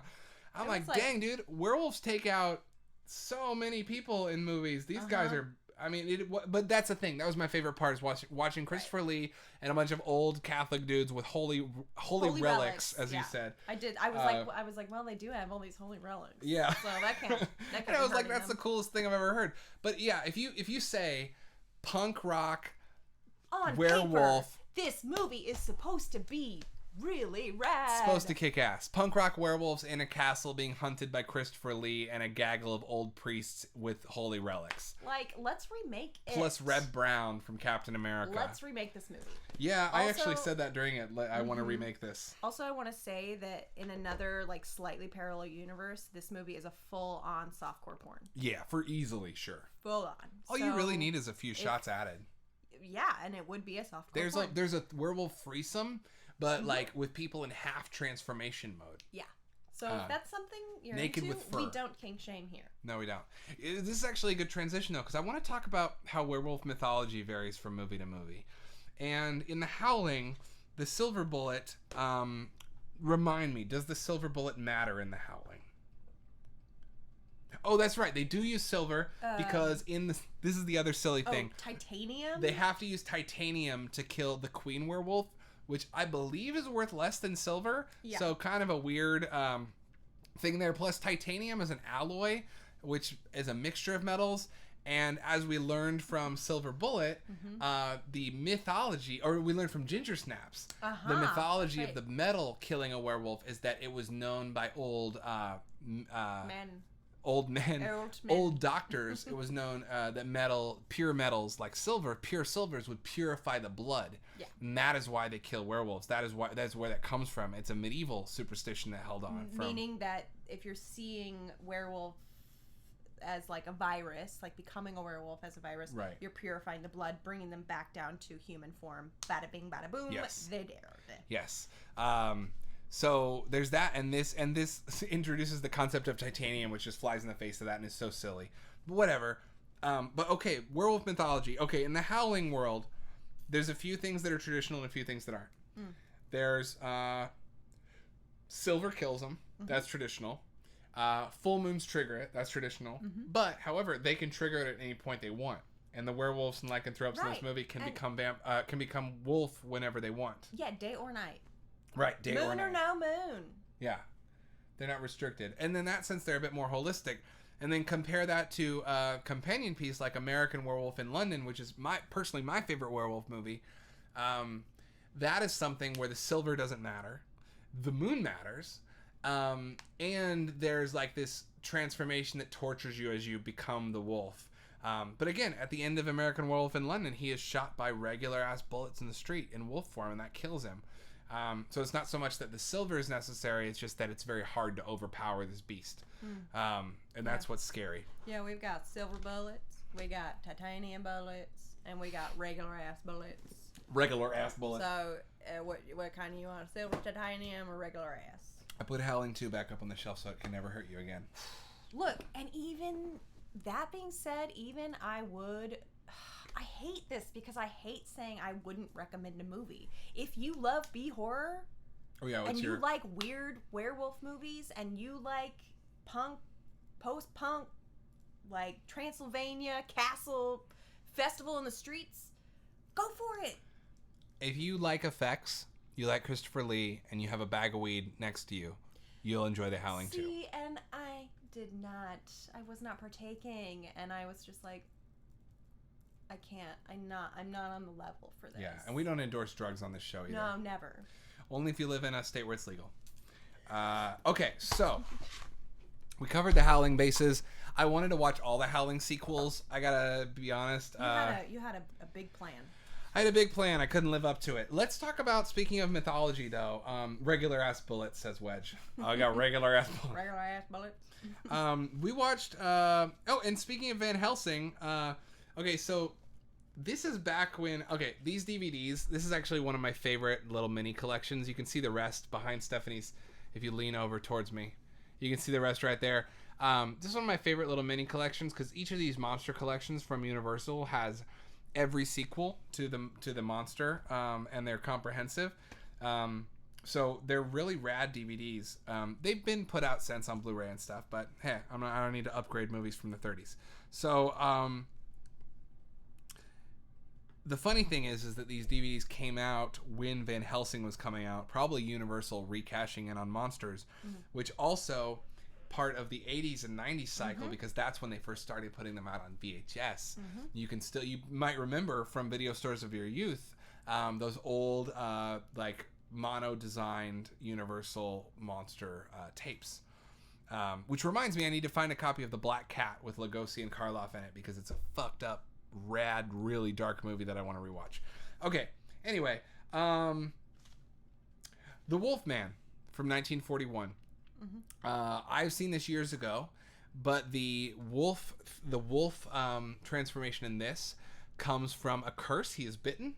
That's the other thing. It's passed on by bite. That's also the case in the Howling. It's also the case in American Werewolf. I don't think anything I watched was it not being passed on by bite. Yeah. So are you going to talk about? I'm like stuck in this work now. Are you going to talk about the ones that you watched without me? I'm going to talk about the one we watched. I wanted to start with the one we watched together. Okay. After that, I'm getting a little chilly. I'm going to grab a sweater after that. Why don't you do that now, and I'll talk about these, and you take your little break, and then we'll come back and talk about She-Wolf. Okay. All right. So this particular box set. You guys need anything? I would actually love another one of these. Okay. Thank you so much.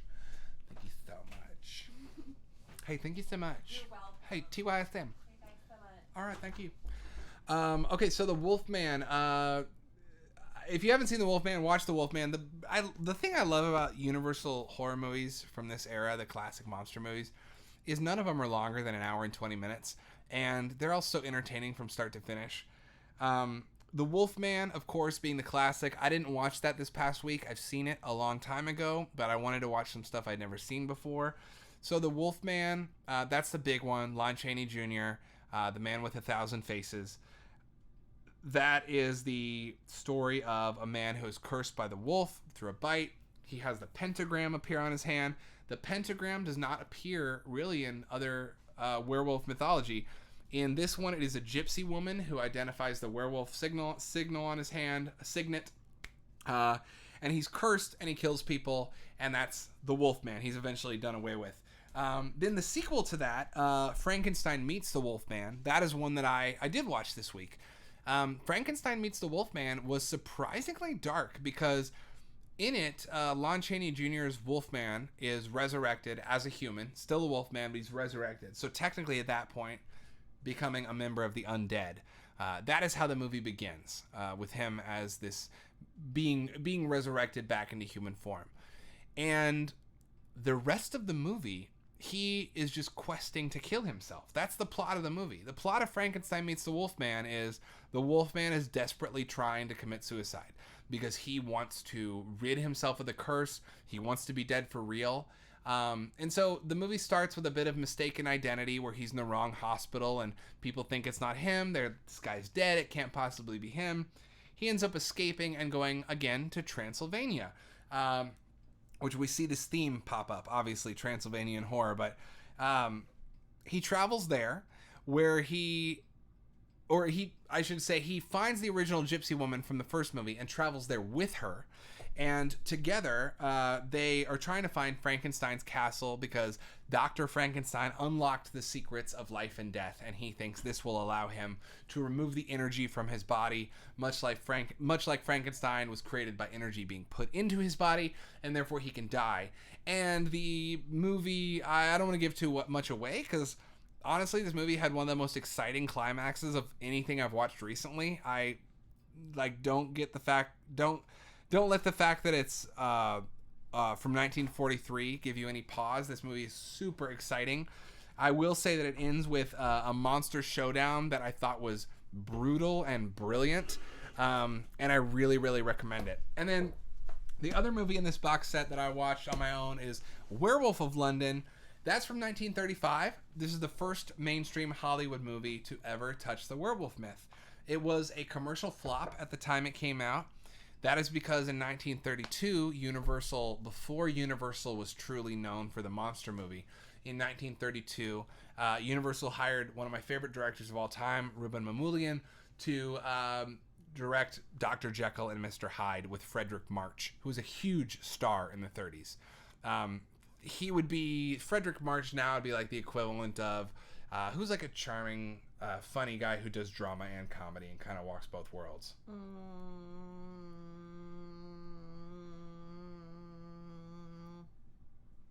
Yeah.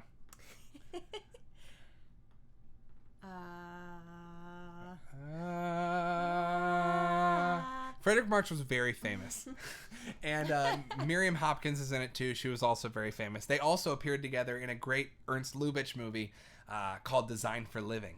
But they are in Dr. Jekyll and Mr. Hyde together. It's brilliant. It's the first movie to make use of a dissolve for an effect. It's also one of the first movies. Tom Hanks. But he's not that famous. That's the thing. He is like Frederick March is like like about Tom Hanks. I was like, no. Frederick March would be like Tom Hanks in 1993. Like, is that level of famous? Like, we can bank on him, but he's not like America's Dad quite yet. So this movie, Werewolf of London.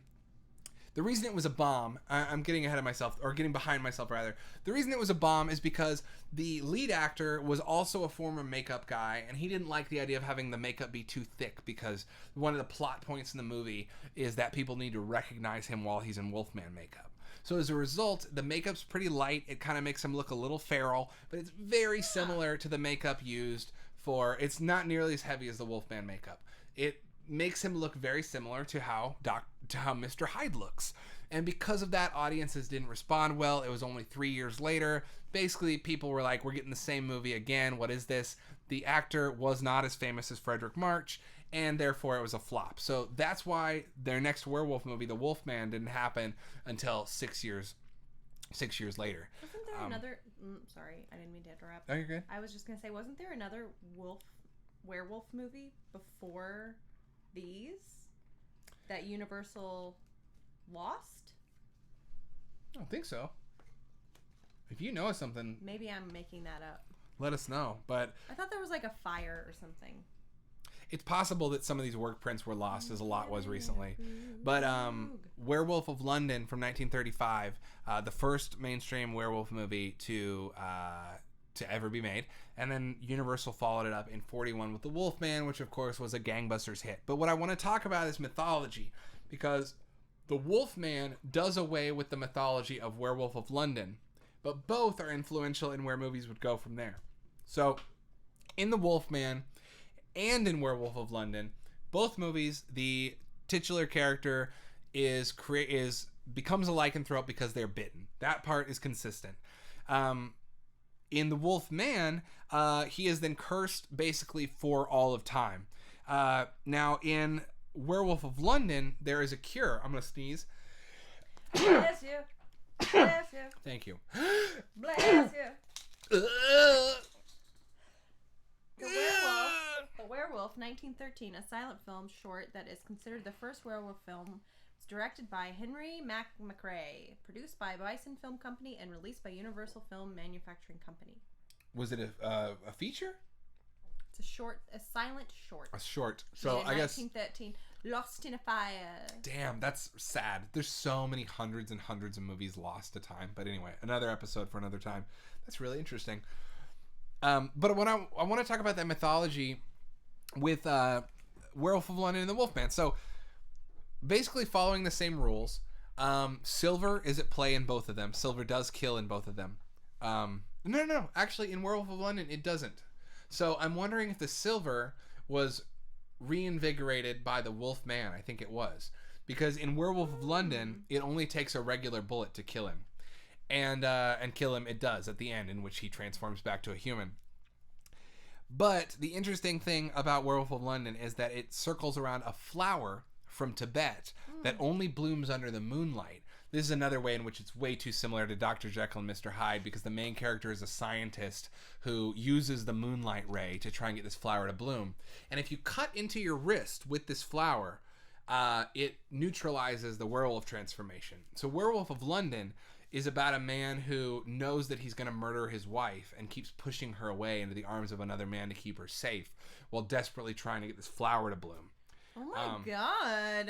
It's good. But what I wanted to do is use that flower as a segue into something we did watch together.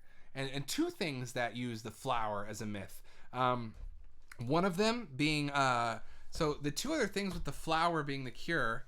I might need to look at the list of what we watched because I don't want to...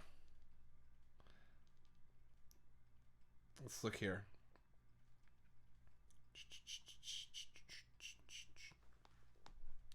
One was definitely Ginger Snaps. Mm-hmm. And where's the other flower one? Oh, there's not. I think that was the only other one. So it's Cycle the Werewolf is mentioned. So Ginger Snaps also revolves around a flower being a cure for werewolfism. And we watched this, last night? Yeah. Yeah, so this was a direct... Two nights ago. 2 nights ago? We watched Silverbolt last night. Which we'll get into. But let's talk about... And I'm now going to take my time to take a break. Because I rambled about Universal Horror and catching us up. So did you talk about the third movie? No, She-Wolf of London? No, not yet. Before we hop, you're right. Thank you. Let's talk about that. Sure. That's a really interesting one. Yeah. Here I am. By myself. Again. On my own. Going down the only road I've ever known. Sing it, baby. Here I am again on my own. I don't know. I don't actually know how that song goes, but that's okay.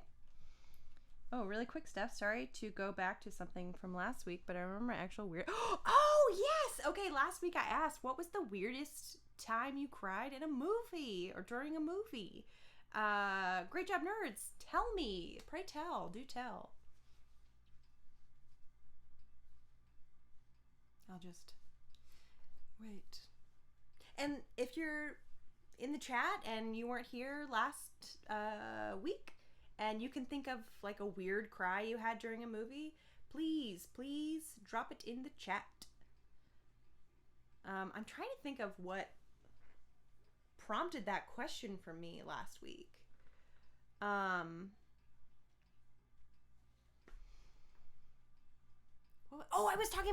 I remember. I was talking about Killer Clowns from Outer Space and the opening sequence with the farmer and his dog going to the tent, which is, as it is revealed, actually the spaceship for the Killer Clowns from Outer Space.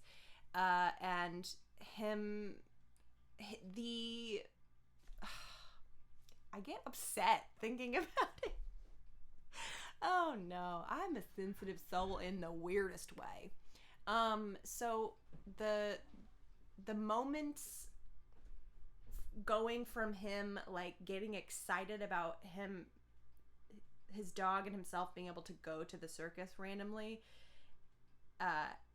transitioning into him being upset about his dog, transitioning into, the inevitable demise, is just, for whatever reason, the first time I watched Killer Clowns from Outer Space,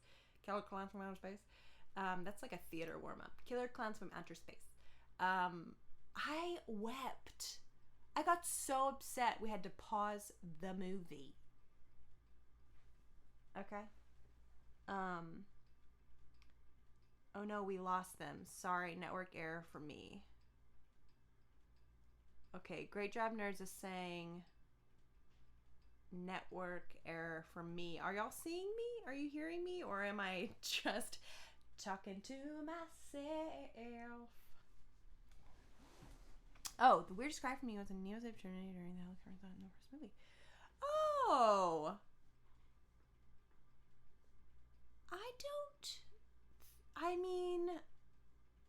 That makes sense to me.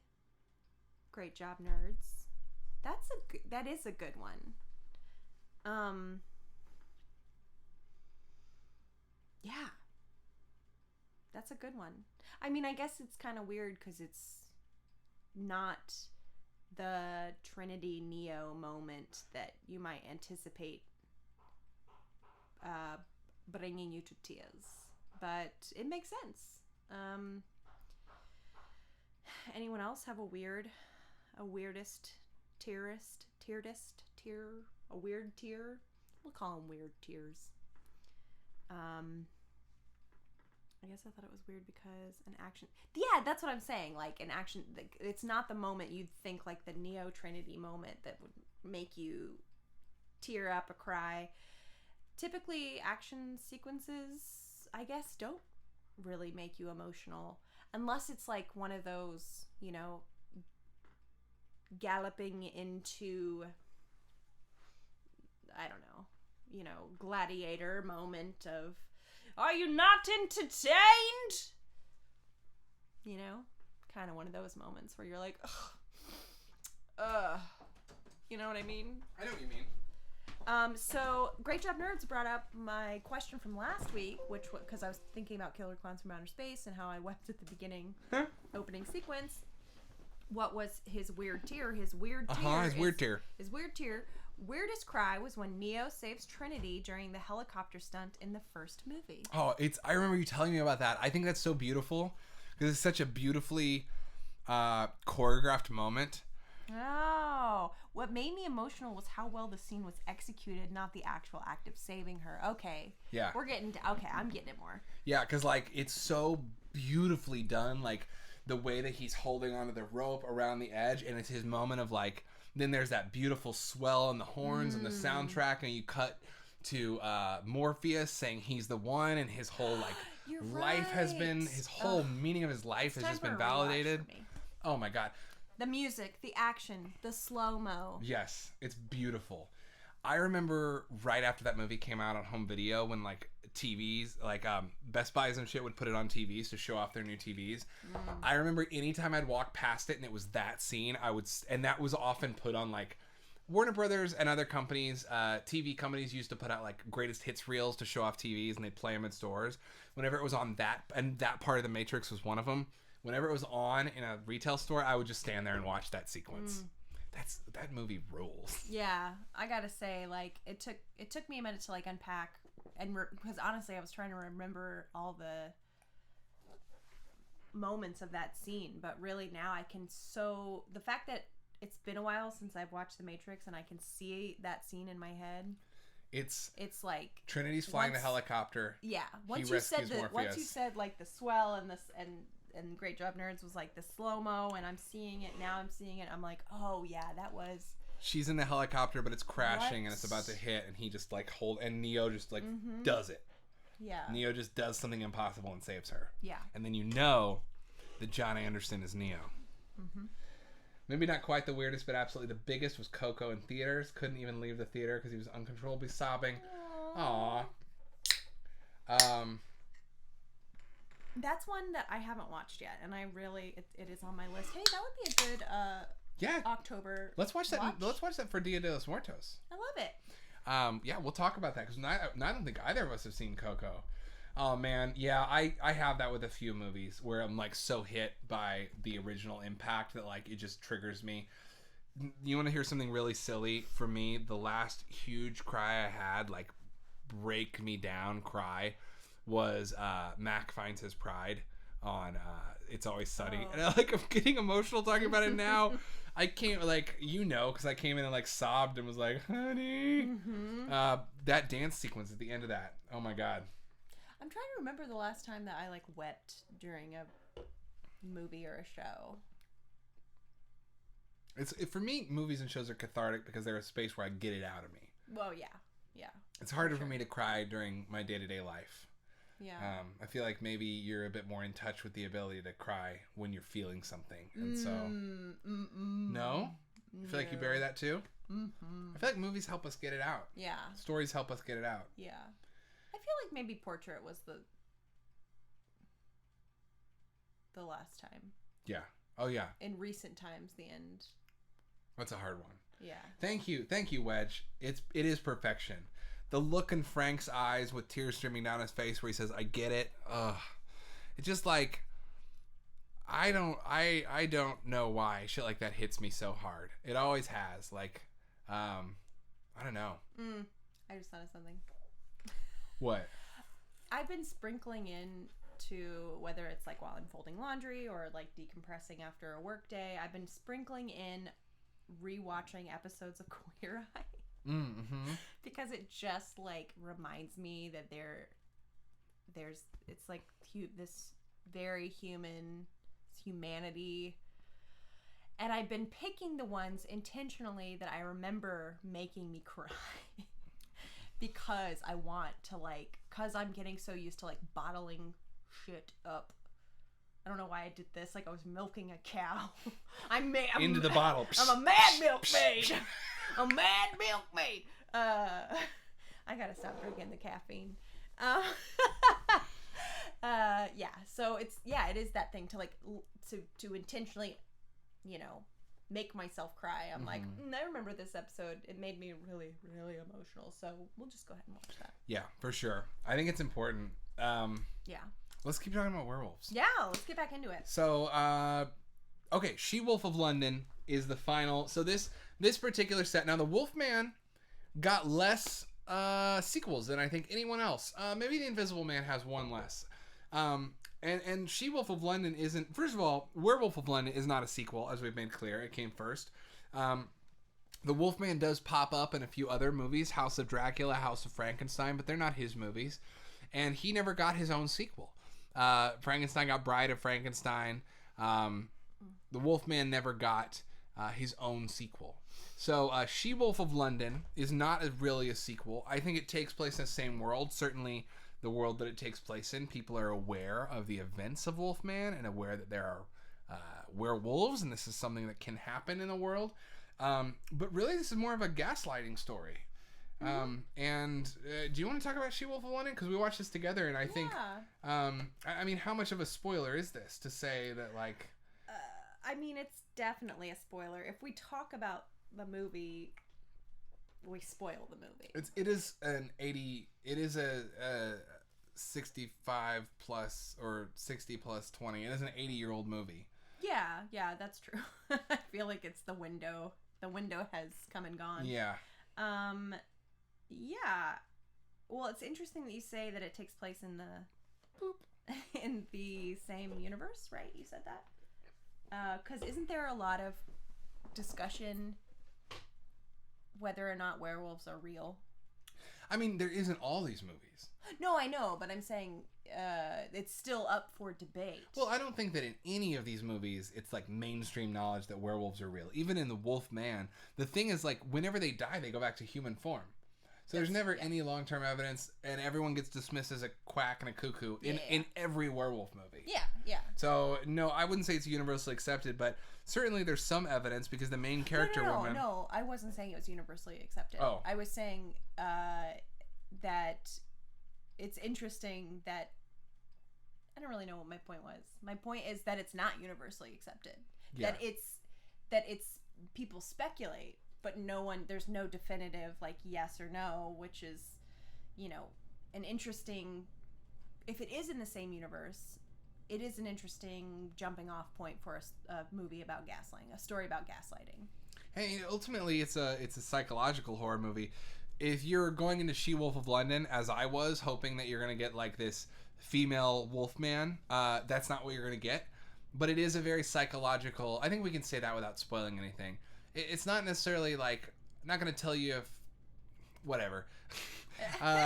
Probably giving away too much already. But I mean, I felt like it was more of a gothic tale of evil stepmothers and I thought it was great.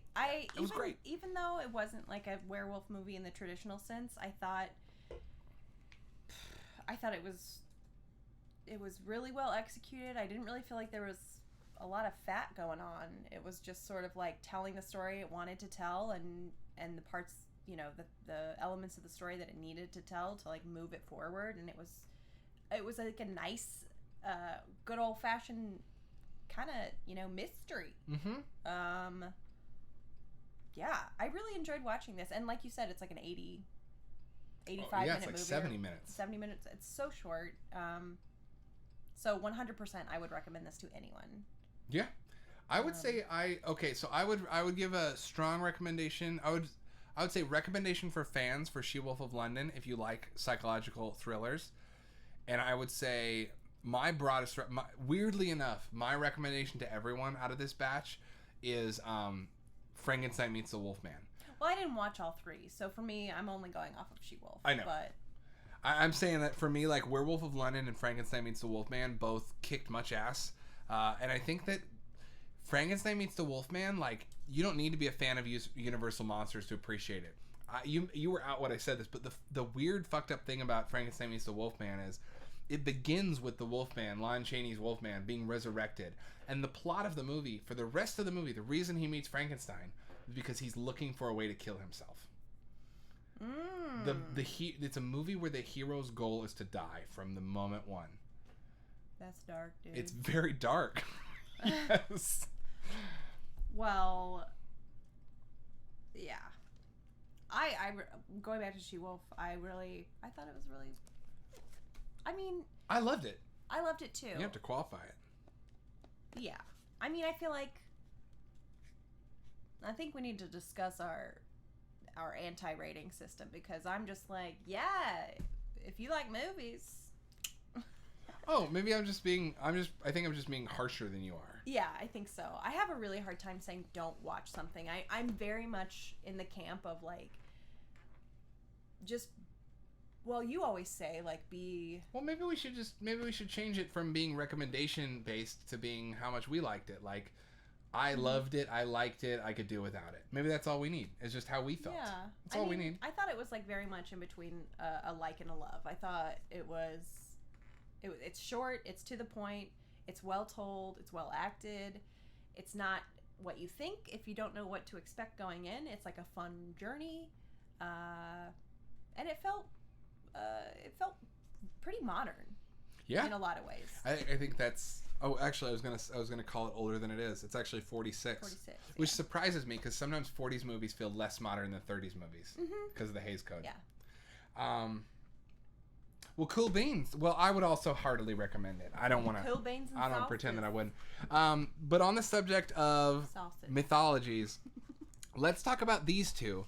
These are the two new ones that we watched this week: Silver Bullet and Ginger Snaps. Both fantastic, and we actually ended up. I'm gonna pull this out. Yeah. We actually read Stephen King's Cycle of the Werewolf, which Silver Bullet is based on. This book, man, is The illustrations are gorgeous. just gorgeous and so scary. Yeah. And I very much like. Look at that. Look at that. Look at that. Yeah. Look at that Harlequin romance horror. So we actually wrote in the rule of thou shalt not compare books to movies because of this, because it's such a different story. It's a completely different journey. But, you know, it's still very fun to read this before watching Silver Bullet. Yes, absolutely. And it's a quick read, 2 hours max. Oh, for sure. I mean, yeah. Definitely a quick read. Beautiful illustrations. Even between stories, there's like a 2-page transition to the next month. A frontispiece. A frontispiece, and then a blank page. Yeah. So I'm telling you, this book flies by. Not only because it's really fun and really well written, but you know you get to look at all these gorgeous illustrations. And we were saying it feels very deliberately like Stephen King is setting up the myth and then slowly breaking it down, which is why it has these like William Blake style, almost engraving style illustrations, and why it feels like a kid's book. It's not. It's got a lot of adult language and sex and explicit violence in it, but it's written for adults, but it feels like it wants to transport you to this space of legend and myth. Right. We both kind of agreed that we had the sensation of, I forget where you were imagining yourself. I was imagining myself curled up with a Goosebump book in my dad's recliner in the 90s. That's how I felt reading this book. Yeah, and I was thinking about being in in my parents' room, there was this wicker chair in the corner with like a big fluffy cushion on it, and it was one of the only places I could go to be alone in my house when everyone was like out watching TV or whatever, and I would curl up with a blanket on that chair and read books, and it just took me right back there. It very much transports you into this, even though there are a lot of adult themes and stuff like that, it very much transports you back to this time of like when you are like you're in that moment where you can't put a book down. Yes. You're like sucked in. Yes. You're Feels so good. experiencing a whole world. You're like, oh my God, like it's really unfolding, and you're connecting the dots, and you're just fully engaged. And it's great if you haven't like read a book in a while. It honestly felt like it was a really good crawling back to trying to be more of a reader for me, because I did feel that captured feeling. I don't think the last time I felt that feeling was probably like Harry Potter book 4. You know, it's been a while. This is 120 pages with illustrations and big print. And what did we think of the movie? So Silver Bullet, I'd never seen before. Starring Gary Busey and Corey Haim.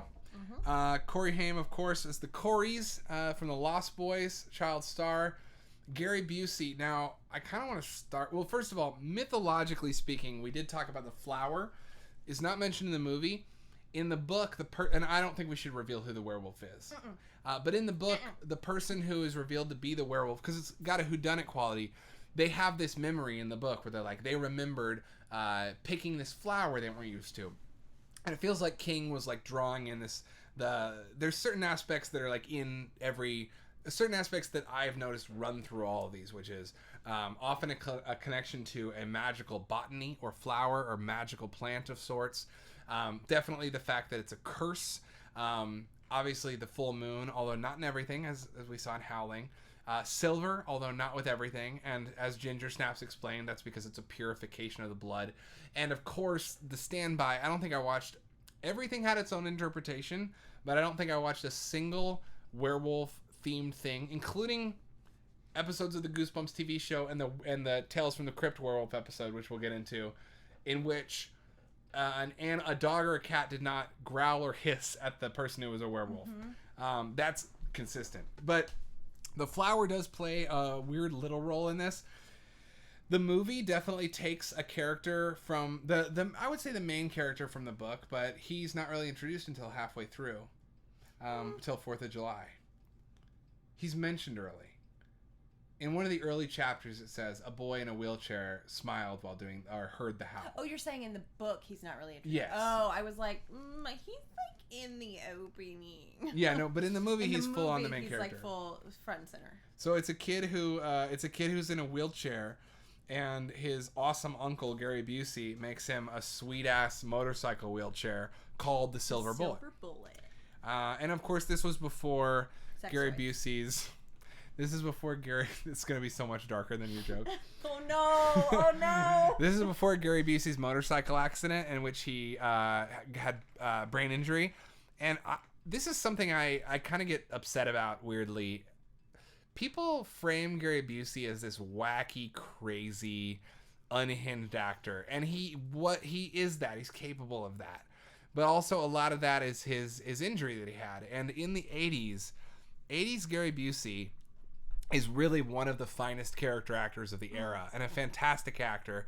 I mean, watch Silver Bullet and Point Blank. What am I trying to say? Point Break. Watch Silver Bullet and Point Break, and you will see it. Gary Busey has that.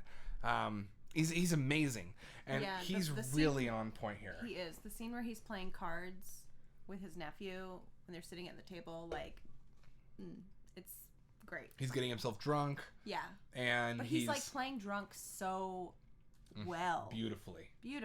He doesn't just play drunk, he plays drunk who knows that he shouldn't act too drunk in front of the kid. He plays high functioning alcoholic in front of his nephew.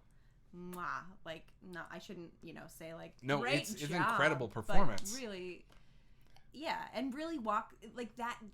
That person who's like a bubbly drunk, but like, is also like brooding inside. Yeah. A werewolf, if you will. But the duality of man. That's true, but I think we can go ahead and at least say one spoiler. Gary Busey is... I don't care. I won't tell you who the werewolf is, but I will tell you it's not him. It's not him. He's a very likable character. And really, this movie is, and that's not a spoiler because this movie is really like Gary Busey and Corey Haim teaming up to figure out this werewolf shit. Mm-hmm. And the sister. And the sister, which is interesting because in the book she's very much a side character. Yeah. She's very much used to develop the boy in the movie. But in the book. In the movie, she's the narrator, so she's kind of playing the same role in a weird way of like moving the story forward with, you know, just little moments of interjecting. You're right. That's a good point. She still kind of is a device. Yeah. We watched this last night. Both read the book over the weekend and watched it. What did you hear? Let's go ahead and I want to talk about these two, Ginger Snaps and Silver Bullet. So I don't know. If you've seen any of these, please let us know in the chat because we're just diving into the crazy shit we watched. And also, if you ever want to go back and talk about The Howling, let us know because that was our movie club pick. Mm-hmm. I feel like we're on Silver Bullet. Let's stay there for a moment.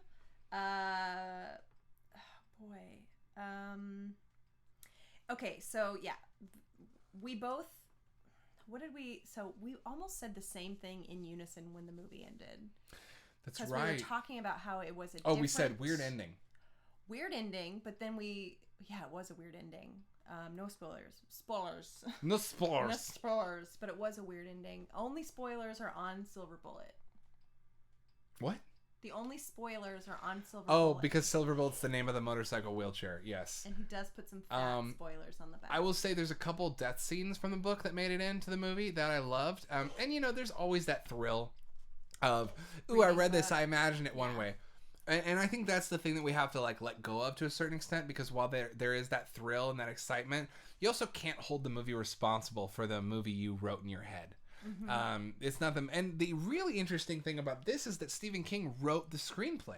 Yeah. So he changed everything. So like it's even doubly ineffective because if you're trying to talk about authorial intent. Super different movies. I mean, super different stories. Both like fun, wild rides. And we did talk about how in the movie it felt funny that it was like leaning into those like tropey 80s, you know, those things like I'm losing my I've gone to the other side of caffeine. It's okay, you got this. Have more tea. I've gone to the other side of caffeine where I'm crashing from my caffeine high. The tropey 80s like relationships? No, or we were talking about like, you know, like how, you know, like riding a bicycle really fast or being on a. Oh yeah, it definitely does. Oh yes, I know what you're talking about. He definitely leans into. This is a kid in the 80s on a bicycle in a movie. Yes, yes, for sure. It definitely leans into that, like him doing wheelies on his motorcycle. Yeah. Like it jumps the shark a little bit. It gets a little like corny. Yeah, it gets a little like Mac and Me. It gets a little corny because it wants to like have fun with what it's doing. But it is so fun. But it works. And because unlike Howling 2, it doesn't take itself too seriously. Mm-hmm. And in doing so, it makes such a better movie. Because it's like, yeah, we're going to have fun with this. We're gonna have him pop wheelies on his motorized wheelchair. Right. But we're going to own it. And the other thing about it is, and I will say, the creature effects in this are not as good as other werewolf movies. No, they're not as good. It's much more of a flat-faced werewolf. And like, I especially like if you I again hate to compare the art, but the werewolf in the book, the illustrations are very satisfying. Mm-hmm. One funny thing that you just reminded me of, Howling 2. I forgot another movie I watched that you didn't. It was An American Werewolf in Paris. Right. So another notoriously bad sequel to a beloved werewolf movie. American Werewolf in London has American Werewolf in Paris. Howling has Howling 2. Weirdly, these sequels are very similar. Both Howling 2 and American Werewolf in Paris are about werewolf cults who want to change the world into werewolves, who are rock and roll young punk cults in European countries who seduce in our main character, who is an American. American Werewolf in Paris has Julie Delpy in it from the Before trilogy.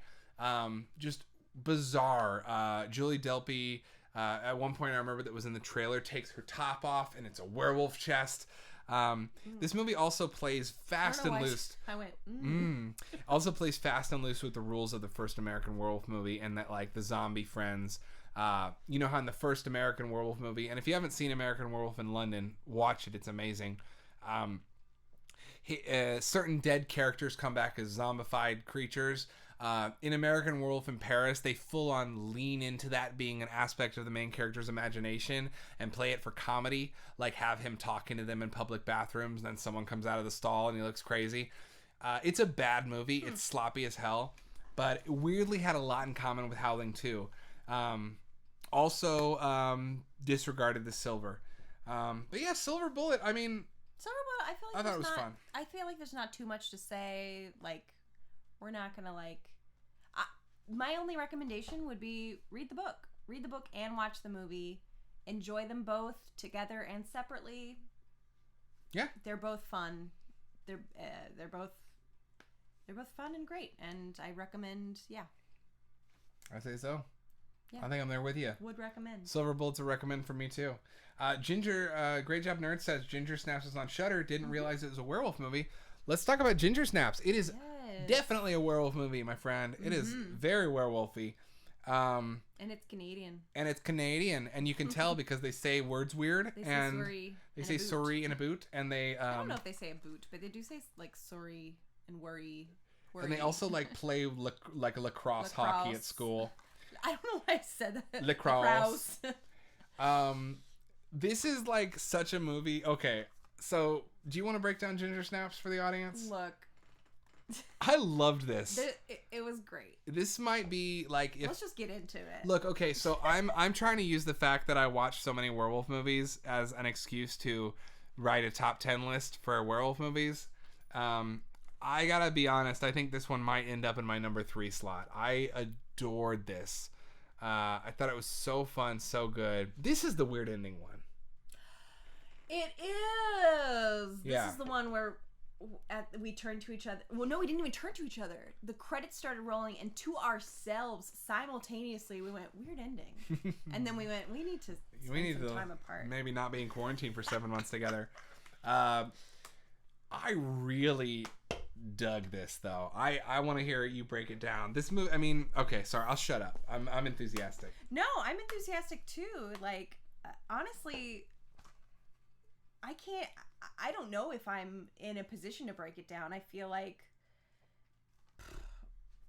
I don't know. Let me break down the plot real quick, then we'll jump off from there. Sure, yeah. Break down the plot. So there's 2 teenage girls. One is a year older than the other one. The young one is a little bit shy and nerdy and withdrawn. The older one is just on the verge of discovering her sexuality. She did skip a grade, so they're technically in the same grade, which I feel is an important detail. Yeah. So they're seen as peers. And they're pretty joined at the hip. They're joined at the hip. They're codependent as fuck sisters. One of them is about ready to, like start dating and like discovering her sexuality, and the other one is clinging to childhood. They are obsessed with death. They're like what you might call goth, but not really. They're like horror aficionados. Anyway, the older one gets bitten by a werewolf, and the rest of the movie essentially is an exploration of puberty and as a werewolfism. I mean, her bite with the werewolf coincides with her getting her period for the first time, and the rest of the movie has a lot of on the nose stuff, like obviously hair in weird places, but pain. More than that, it's like the anger of all those hormones that hit you. And I've described this to like, I've said this about being a boy when you're like 13. It's like you get hit with these hormones, and all of a sudden you feel like you're supposed to like destroy or have sex with everything, and being a man is learning how to not be that way, like be a human and not an animal. This movie is about the animal side, but specifically for a girl who just wants to, scream and say fuck you to everyone she loves and be awful to everyone. And if you've ever lived with a teenage girl, there's a reason. Wow. There's a reason that they say teenage girls are difficult to live with. It's true. No, I know. So I'm so sorry to insult you 20 years ago. Oh my god. Were you a difficult teenage girl? No. Did you fight with your mom and say fuck you to her? Call her a bitch? I didn't call her a bitch or say fuck you, but I'm sure that I know we fought. I mean, I fought with my dad. I think teenagers are assholes to their family, and this movie's about that. Anyway, yeah. You go. Well, I'm just gonna dig a hole for myself over here. Well, there was a line in the movie that did make me laugh. There was a lot of like fun stuff about, you know,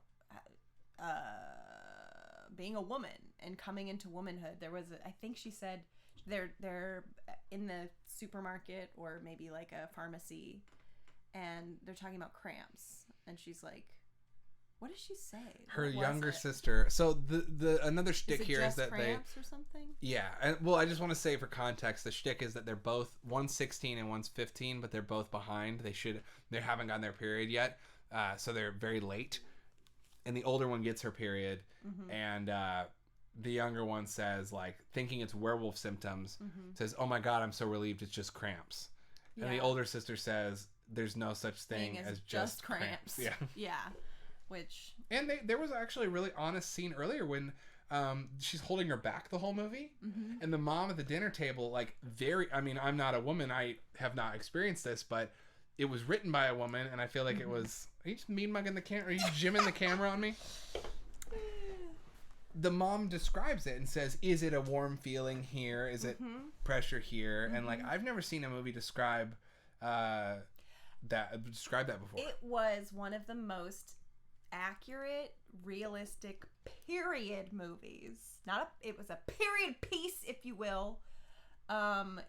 It was one of the most realistic depictions of, despite the fact that it was like intertwined with this werewolf story, it was like such a real, it felt so real, even down to like, not, you know, oh well, fuck it, I'll talk about it, even down to like the blood and the bleeding and the way that they're bleeding and the way the blood looks and the way the counselor describes menstruation and the cycle of menstruation was like, I'm like, dang, that's more than I learned in like 5th, 6th, and 7th grade health class in this dumbass You should have rented this movie.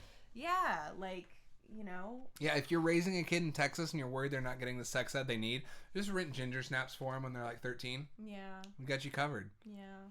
Or check out Texas Freedom Network. I was impressed. I was really... No. Plug any... I mean, we have the same politics. Plug. We voted today. We did vote today, and I did testify in front of the Texas State Board of Education in favor of, you know, reform for sex ed in Texas, because it is garbage and hasn't been changed in 20 years. And 20 years ago, it was real bad. And I'll tell you what, it's still a real bad. It's still just terrible. It's just bad. Oh, I'm Is that getting your hungry, tummy? y'all. Did y'all hear that? I heard it. You're the werewolf. Oh my God, the werewolf lives within. Hunger like the wolf. Oh. Hunger like the wolf.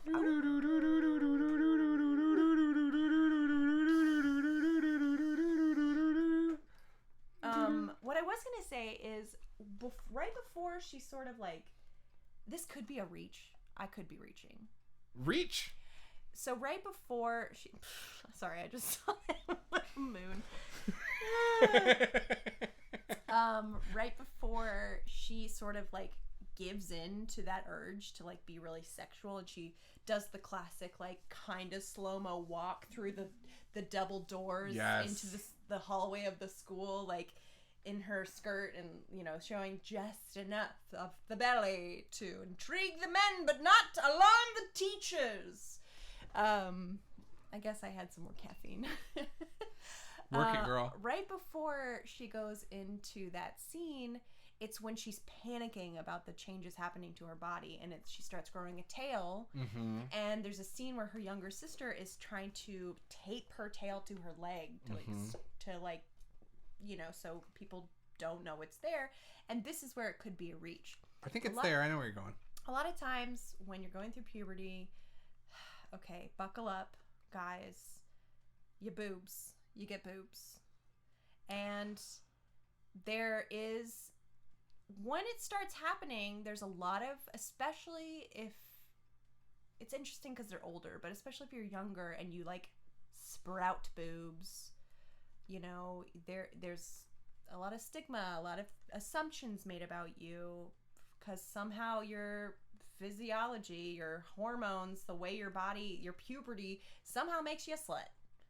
Or just new intentions are being thrust upon you. Yeah, exactly. But oftentimes those intentions go hand in hand with assumptions other people are making. She even says that in the movie. She says, when at her most cynical, she says to her younger sister, "Don't you know you can only be a slut, a virgin, a good girl, or the girl next door?" Yeah, which I was like, yes, preach.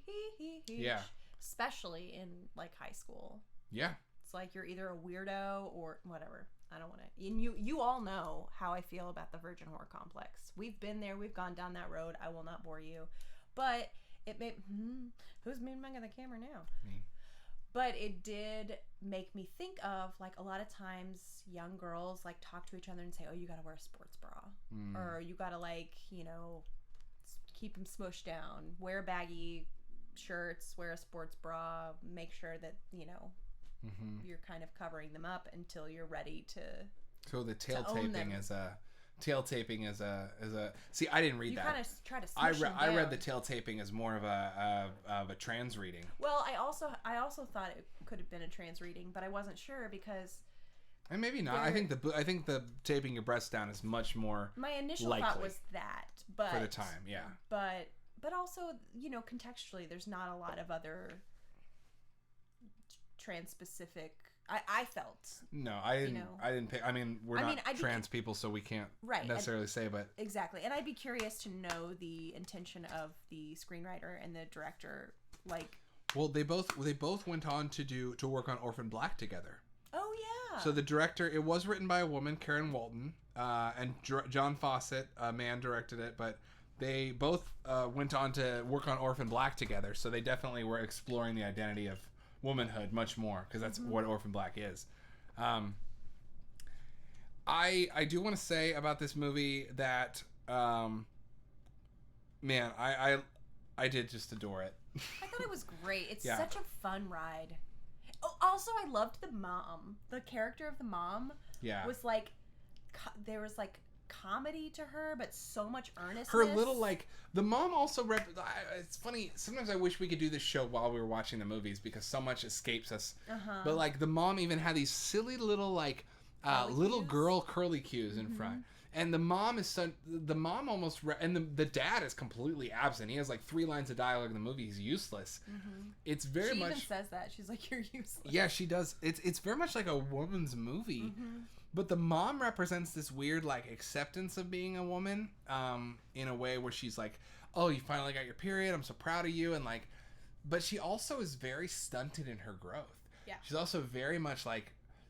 She wears pigtails and, like, cutesy sweaters. Yeah. And little, like, fun earrings. It's like all the women in the family want to be young. None of them want to grow up. And Ginger is a threat because she's embracing this sexuality and this... growing up in a way that threatens the whole status quo of the family. Yeah. Really a brilliant movie. It's great. I thought it was great. It's so fun. It really is a movie that I had never even heard of until a couple of weeks ago. Yeah. And like, what's fun is it's like an effects movie within an effects movie because the girls are obsessed with faking their own death. And so you get to see like how... They're fun, the fun crosshairs there of like them experimenting with effects. Well, they don't really show that, but you see like, you see the results. The results of it, and that on top of the effects of the real world, or you know, like the actual reality of what they're experiencing. Really fun. What a blast. Would recommend. Yeah, I would say this is an absolute recommend to everyone for me as well. Yeah.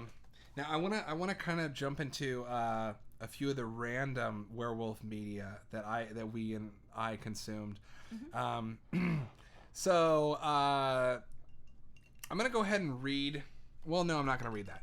I'm gonna go ahead and let's talk about the Tales from the Crypt episode we watched with Timothy Dalton, and the Goosebumps episode, Werewolf Skin. I want to dive into that real quick because. This is the weirdest werewolf mythology that I've ever heard. Leave it to R.L. Stine to come up with just a weird thing. So, I watched the 2-part Goosebumps TV show episode of Werewolf Skin, parts 1 and part 2. werewolf skin is the crux of it is that werewolves turn into werewolves, and then they shed their skin to become the human versions of themselves. But the skin has like this pull over them, and the skin continues to exist in this bodiless, flapping, weird, roaring way. And the only way to defeat a werewolf is to find the skin it has shed when it is in human form and expose it to the light. And in typical Goosebumps fashion, the threat is closer than it seems. The main character, a little boy, who acts like kind of a dick through the whole thing, to be honest, discovers that it is his aunt and uncle and has to fight the skin. And I just thought this was such a weird twist. By far the most unique take on the werewolf mythology that I watched this week. I didn't watch that, but I did see it when I was younger, I believe. It sounds incredibly familiar. I also, correct me if I'm wrong, think that, like, when you're talking about, like, old werewolf mythology comes from people wearing animal skins? No? I don't know. Yay, nay? We meant to look more into this. I have no idea. I think it does, of, like, somebody, like, in a... You think so? For me, it feels very demonic and, like, bestial. It feels like a natural thing to me. Oh, right. I'm talking about, like, It feels like a natural myth. You're talking about, like witch doctors wearing animal skins, or... Maybe. I don't know. I just feel like maybe I read that somewhere or heard that somewhere. I mean, I'm not trying to say I don't believe you. I think that's likely. Yeah. I think I just always assumed that, like... Well, I feel like there's such a depth and breadth to all mythology, especially something like a werewolf, and I just feel like that's an element of it, of why somebody might, for example, believe it to be true. But who knows? Well, Wedge... Not me. Wedge says they're interested in Ginger Snaps, and yes, highly recommended. Yeah. And it's on Shudder. It is. Yes, it's on Shudder. And while you're there, you know, if you haven't watched Scare Package... Yeah, and you know what? While we're talking about Shudder and Scare Package, let's go ahead and watch this short voting PSA from the director of the segment that Stephanie is in, is Scare Package. I gotta say, I browse a lot of horror DVD websites, a lot of genre websites, because I obviously am the curator of a video store, and it was very fun for me to see in the pre-orders section on Diabolic this week a movie that Stephanie is in. And I got to be in a PSA from the same director last week. It is the first day of early voting in Texas, so we just voted today. Voted. With that in mind, we're going to take a little hydration break as we show you this 2-minute voting PSA from director Chris McEnroy at Renegade Studios. You know what's the best? Sandwiches! And now I'd like to welcome our new President of the United States of America. Did you vote? No. You? Nah. Who cares, right? I'd rather eat sandwiches. Yeah! Ladies and gentlemen, Gorgar!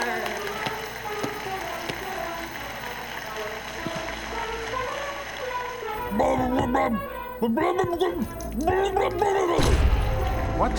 Oh, man. You can't do that.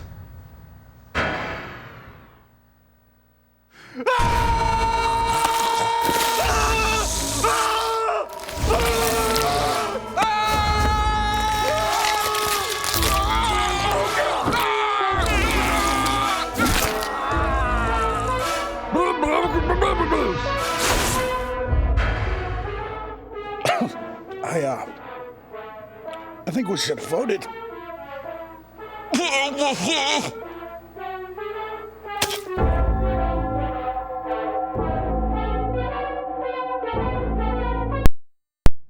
Alrighty. And look what we got.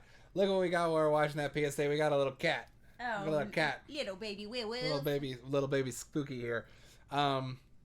So what we did watch together was the Tales from the Crypt episode, season 4 episode, starring Timothy Dalton and starring who else was in that episode? Roger Rabbit. I'm forgetting his name. And also Carl Winslow, who I'm forgetting the name of. I feel so bad about that. Reginald VelJohnson. Reginald VelJohnson and Timothy Dalton in this episode of Tales from the Crypt called Werewolf Concerto. Very much reminded me of actually one of the segments from Community. There's a Community Halloween episode about werewolves in which Annie tells a story about there being a werewolf who takes on a vampire and the vampire brutally destroying that werewolf. This was actually very much the twist in the Tales from the Crypt episode. Wasn't good. And there's a weird thing about werewolves is I wonder if, I don't know what you think of this, Stephanie, but I wonder if maybe sometimes the reason werewolf movies aren't good is because the myth is so simple that the creators trade in on our knowledge going in far too much instead of telling us a story. Mm-hmm. They assume that we know that monster at moon, etc. And maybe they get lazy because they're not actually trying to craft a story. Yeah, or the opposite happens where they assume you understand the mythology to an extent where they try to flip it on its head too much without explanation. Just being like, all right, everyone knows what's like usually happens or supposed to happen, but look out! And then you're like, wait, what? Huh? Yeah. Why? What, huh, why? Yeah. Well, overall, having watched these werewolf stories, I want to know what you think out there. I put out a poll on Twitter, and I said, do you think werewolves are scary? I got 80% no. That blows my mind. I think werewolves I almost did a spit take. Right? I think werewolves are the scariest monster. What other monster can you end up in a room with and know that you're fucked? What other monster? A vampire? You can maybe reason your way out of or fight your way out of. You are never ever gonna get away from a werewolf. Ever.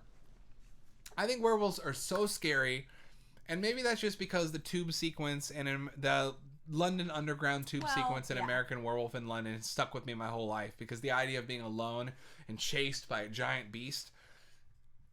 Look, I think what is a human being's original fear? What is our original fear? What's first on the Mayan calendar of world-ending events? The first thing on that is big old animals. That's right. That's right. It's a picture of a jaguar. Which you need some regular ass bullets for. That's right. Good callback. Yeah, it's animals. If you're not afraid of being stalked and hunted by a giant animal, what are you doing, dude? I want some of that. Look, I'm going to add on to that because there are more reasons that werewolves scare me. Yes. Of course, because it's a big old animal. Right. That is scary. Yes, stalking in the night is so scary. But here's the thing. If you're the werewolf and you know you're the werewolf, and you can't control what you're doing, that shit to me is the scariest shit. You can't, because you are stuck in the most intense moral dilemma of what do I do with myself? What do I do with this knowledge that once a month I get my period and become a monster? Once a month, because of the moon, because the moon is the cycle of the moon in my cycle. Once a month, you, without your control, without your consent, sometimes without your knowledge, you become a beast, you become a monster, and you kill people. But it's not you, but it is you. How do you live with that? How do you grapple with that? What are the moral implications there? Like, there's so much nuance. It's so scary. And yes. Come here, bud. I got a little too intense for spooky puppy there. Well, okay, so that's really why werewolves scared me. Well, what about the other side? Because I thought for sure, I mean, not knowing yourself is certainly part of it. And there's that whole man versus that spirit versus flesh, man versus beast. And that's like such a crux of all old world religions and all mythology. Yeah. And there is that fear, but that's really a fear of what we're capable of. Even in reading the Stephen King cycle, The Werewolf, you said, sometimes he describes the violence so beautifully, it feels like it's from the mind of someone who's fetishizing the violence, or a serial killer. Yeah. But that's within all of us. We can see blood as beautiful. We can see violence as beautiful. The werewolf challenges us to that. I certainly think existentially there is that horror. I also think the scary thing about a werewolf is it's very on the nose as far as being a metaphor about the men in your life, any of them being potentially a monster that you don't know. And so, like with Dracula being, you know, a sexual predator, werewolves are that, but werewolves aren't even a sexual predator in the same sense that vampires are. They are a bestial force that will tear you to shreds. Stephen King even explored that in chapter 2 of the book, of the woman who almost welcomes the ravaging to her own destruction. Yeah. And the idea that we're drawn to this darkness and this violence and this bestial part of us, but it also is what can kill us and destroy us. Right. And we haven't even like touched on in any way, shape, or form how these mythologies like werewolves and Dr. Jekyll, Mr. Hyde, these types of things, you know, can be in many different ways tied to things like cycles of trauma, bipolar disorder, you know, borderline personality disorder, like all of these mental health things that you could really start dissecting and unpacking and mapping onto all of these different, like the man, the myth, the mystery, the monster, the duality, the duality of man, the Munsters, the TV show. In the chat, Vineet says, "This is my life," and Wedge says, "That's why the werewolves from What We Do in the Shadows chain themselves to trees on a full moon and wear loose-fitting or easily tearable clothes, so they don't have to buy new slacks." And Oz locks himself in the lab. And Oz on Buffy locks himself in the library. There are no guarantees with chains and locks. And the other thing about the tragedy of being a werewolf is like being a vampire means, at least if you're a vampire, you have no soul, you're power tripping constantly, and you love what you're doing. Right. You're a demon, but you relish in it. Being a you're witch, a narcissist. Yes, being a witch is the same thing. If you're an evil witch, you're relishing in the power. Frankenstein's monster is probably the most tragic of them, so we'll set him aside for the sake of argument. My tummy hurts just thinking about it. But Invisible Man, like, okay, so really, if you want to divide these monsters up, you got the people who power trip and then the people who are victims. The werewolf, the creature from the Black Lagoon, and Frankenstein's monster are victims, but being a werewolf, being a wolf man, is also horrifying because most of these stories center around that person trying to control themselves or end themselves. Because, like, I'm thinking of even in Monster Squad, at the end of Monster Squad, that werewolf is shot and killed, and he goes, thank you to the kids, and then dies. I think Great Job Nerds is trying to bait us in the chat by saying, hey, do you think Buffy is worth a rewatch? Yeah, Buffy is worth a rewatch, dude. For sure, it always is. I actually really want to rewatch Buffy. I think it's been a little too long for me. I'm going to take my final break. I would love to know if y'all have any thoughts on werewolves. Do they scare you? What's your favorite story? And then I think that I'm going to take a pee-pee break. Yeah, and then we'll pick our theme for next week. Hell yeah. And do our little outro. Yeah, and we'll do our movie club pick and our theme for next week. Yeah, love it. I'm going to grab the cat while I'm at it because he's actually, I'd rather him be in here than him knock out the router like last week. That's true. Last week he did knock out the router. He knocked on it. Knock, knock. Knock, knock. Router Spooky here. Puppy here. What are you doing, router? Oh, you watched with Adam about 6 years ago. Oh, see, I thought maybe you were being silly because you know that Adam and I are both very big Buffy fans. I would say, without a doubt, Buffy's always worth a rewatch. There are certain things I feel like we continue. I mean, this is the power of myth and the power of story and all of those things, but there are those things that you just return to over and over again in your life, and every time it sort of means something different to you. The cat just got out, so hopefully he won't get excited and knock the router out. There are those stories and those myths and shows or whatever that each time you return to them, it means something a little different to you, or you experience it in a slightly different way based on how your life has changed and what you have experienced. So Buffy is for me one of those things. The Phantom Tollbooth was that for me for a long time. I used to reread that like every 2 years. So if there's anything you can think of while we're waiting on Adam to come back and pick our theme for next week, that is that, or maybe even for next week, if you're like ruminating on that throughout the week and think, kind of like your weird tear moment, if you think, oh, aha, I know something that I revisit time and time again, means something to me, you know, it means something different to me every time I return to it as I grow older, you know, let us know. Think about that, you know, chew on it. Okay. Sounds like Adam's coming back. Ow, ow, ow. Thanks again to Alan for kicking off the stream with a good old-fashioned Hal and Alan. Hal and Alan. We love a good Hal and Alan boy. I was trying to howl very quietly so Alan wouldn't hear. Yeah, let's not wake up the boy.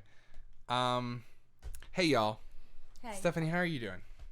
Good. I don't know if y'all can hear, my stomach just keeps going. Yeah, I can hear it. It's because I'm hungry. I know you're hungry. Hunger like the wolf. I am hungry like the wolf. We need to pick our theme for next week, y'all. We do indeed.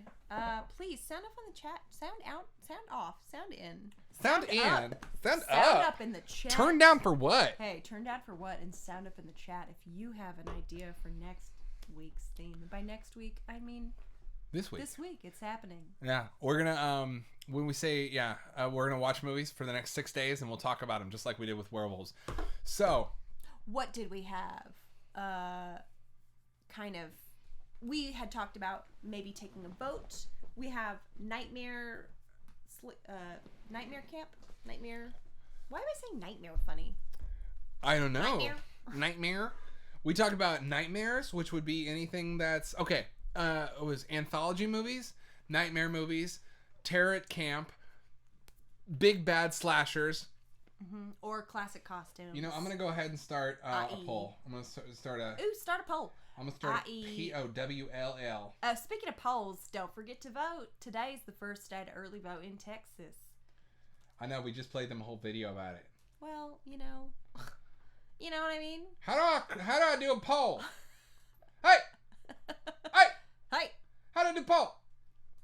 How am I supposed to do poll now? Hey now. Come on, man. Oh, Jiminy Crickets. You do not. To be fair, we live with each other, and we are Thank you.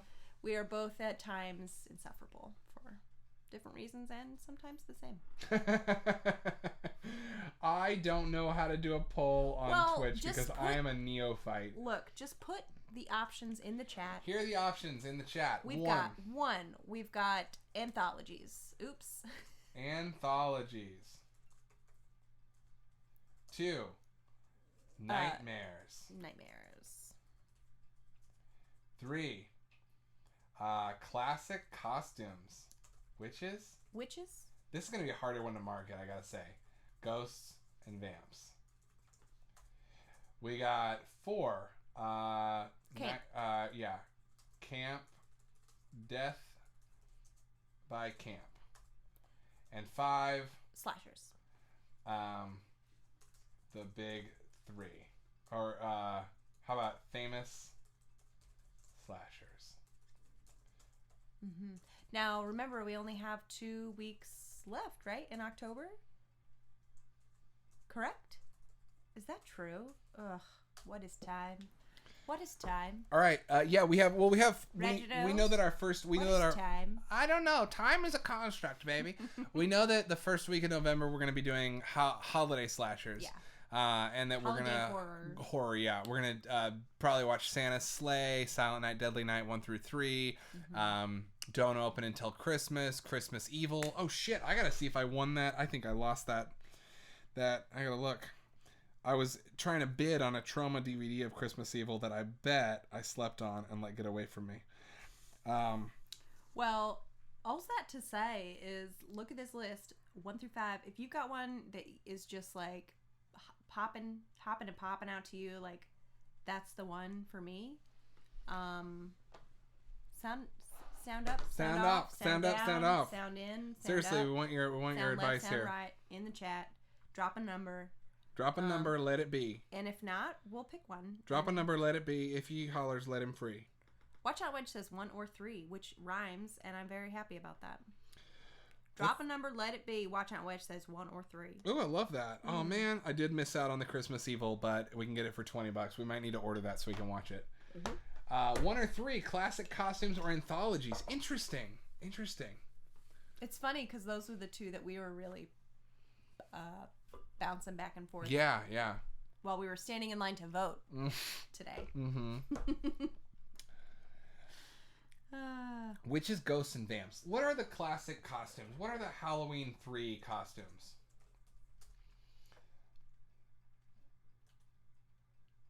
What are the Silver Shamrock costumes? Are the witch, a pumpkin, a jackal. That's right. jack-o'-lantern, a witch, and a skeleton. Yeah. So like death. Yeah, I don't think. Maybe we'll just go with classic costumes. Skeletons, sexy White Claw costumes. All right, we have some good votes from Wedge in the chat. Great job, nerds. Let us know if you want to weigh in here. Y'all two are our 2 loyal viewers. Love y'all, but I gotta go. Vote before you go. Drop a number. Drop a number, then leave. Drop a number. It is 11 p.m. for them. Oh, right. All right. We love you. Now,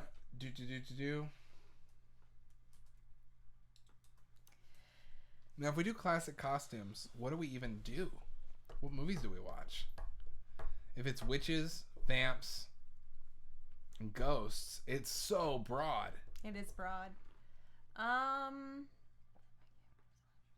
Okay, look. I know that you've just got your Freddy thing in the mail. And we've been wanting to watch Friday 4, 5, 6, and 7. Plus, we're giving away one of these Mondo out of print cardigans next stream. Even though Watch Out Wedge said 1 or 3, there was a question mark. Can we go with can we make the theme Freddy vs. Jason and make it Freddy movies and Jason movies? Sure. Or is that weird? Or should it just be big famous slashers? How about the theme is Slasher Showdown? I like slashers. Slashers, 80s slashers. Anything goes. Anything goes. Final Exam. Anything goes. Okay, what do you think, Wedge? Seriously, because we appreciate the vote. We don't want to just take your vote and then throw it out. Like you're voting in Texas. By all means. I'm joking. Please vote. We don't want to take your vote and throw it out like the president wants to. We want to count your vote. But we also think that maybe slashers would be a little bit easier for us to... maybe number 3 is one that I maybe regret pitching, or number 1 is LOL. I feel like werewolves were great because there was so much material to pick from. It is very specific, but you could also argue that, well, I don't have any examples off the top of my head, but you could argue something that isn't a werewolf movie is a werewolf movie. Right. Dr. Jekyll, Mr. Hyde. Yeah. Slashers, okay, because slashers lets us pick a lot. We get to play with 90s shit. We get to play with the classics. Let's go ahead and narrow it down a little bit more and say... Watch Out Wedge says slashers is always a great choice. And Prom Night? Yeah, there's so many good ones. Prom Night. We got to do slashers. Let's do slashers. Okay. We could even call it Death by Knife and only watch slasher movies where the person kills with a knife. No, we won't do that to you. We'll watch slashers. Hold on, I gotta buckle up. Stephanie's got a problem with an issue with knife. I don't violence. like I can watch it, but there's something so personal about stabbing. Because it's meant to be a stand-in for sex. I know. Look, we love you, Stephanie. We don't want to put you through hell. It's fine. Yet. We'll get to that episode. I can handle it. Cool. If Slashers is the theme. Take a break. Take care of yourself. There you go. Set your boundaries. Self-care. Okay, so the theme of the week is slashers. Thank you for being flexible, Wedge, and thank you for being one of the most active chat members. Sorry to not take your suggestion, but I really do love having you here, and we got to hop on the phone sometime soon. I would love to hop on another Zoom call with you and Vinny. Slashers will be the theme. We got slashers. Next week, we're going to be giving away one of these dope Mondo out of print Freddy official Freddy cardigans. Scardigans, if you're Freddy. Burn Scardigans. And Cardigrins. Cardamoms. And ginger. So, that's the theme of slashers. Yep. My staff pick is Gremlins 2, The New Batch. Can't recommend it enough. Mm-hmm. My staff pick is... I'm going to write these down. Monster Squad. Oh, cool. Wow, what a great week. Okay. Theme of the week. I don't mean to take that from you. Hey, but Wedge, you don't need to watch Gremlins 1 first. I'm going to tell you, I grew up on Gremlins 2. I watched it probably 20 times, and then I watched Gremlins 1 in high school after seeing the first one. The second one a million times. They're not really that connected. I feel like as long as you understand like the very basic mythology of Gremlins. Yeah, exactly. Theme of the week, slashers. My pick, Gremlins 2. Steph's pick, Monster Squad, and Movie Club. Oh, we don't have a movie club pick. No, our movie club pick has to be a slasher. What's a slasher that you would love to watch or that you love and you want to talk about more? I mean, that's tough because I feel like obviously I want to say like Scream, but everybody's talked about Scream. Well, Scream 5 just got announced. Huh? Scream 5 just got announced, so it's timely. Huh? And, you know, we've talked a lot about it, but we may have not shared all our thoughts with everybody. I mean, Scream would be fun, but I don't know if that's like a good pick because I feel like, well, maybe it is. I don't know. What do you think? Wait, what's your... You know more about slasher films than I do. So is there a quintessential slasher film that you feel I haven't seen yet that I have to see? I mean, the quintessential slasher film is Halloween. Which I've seen. Which you've seen. Halloween 2 is great. H2O is great. The Nightmare series is great. Friday the 13th series is solid. Quintessential slasher movie that you haven't seen. And if anyone has any ideas and you want to drop them in the chat, by all means. For sure. Because Movie Club is a club. The club, baby. I watched one called The Initiation and one called The Mutilator recently that were really fun.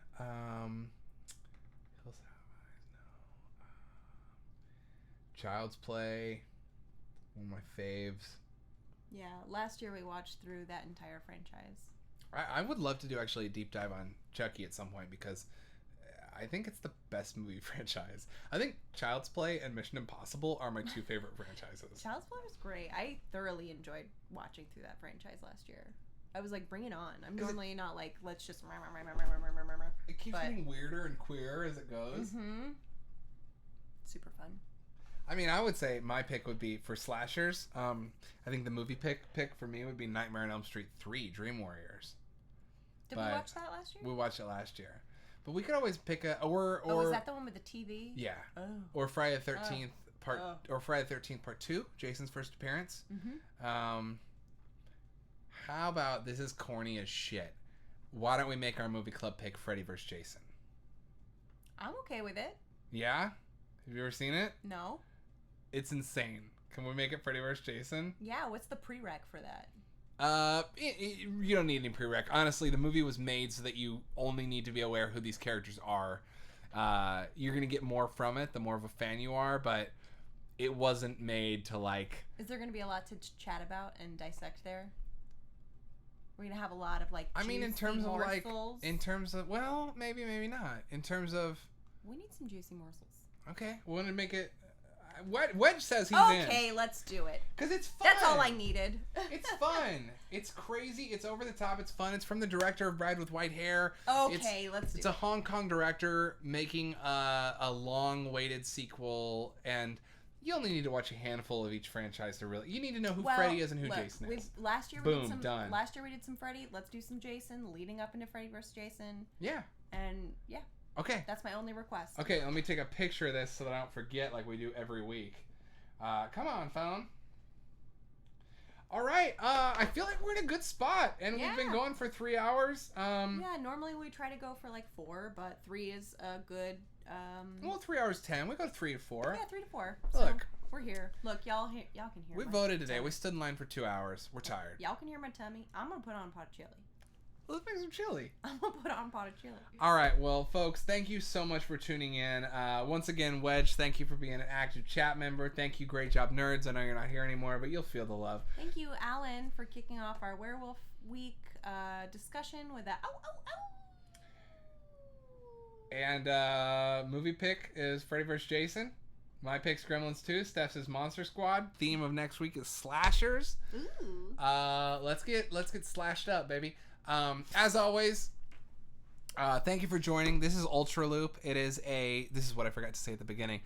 UltraLoop, where you're tuned in. We would love your subscription. If you could subscribe, you get a free subscription with a Prime membership. It is run by myself, Stephanie, Alon Rachowski, Colt Joyce, Kenna Benefield, and Keelan Haynes.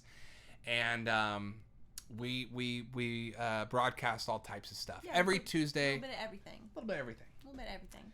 And every Tuesday at 7 p.m., catch us hosting this show. You are in a video store. Appreciate you tuning in. Go vote.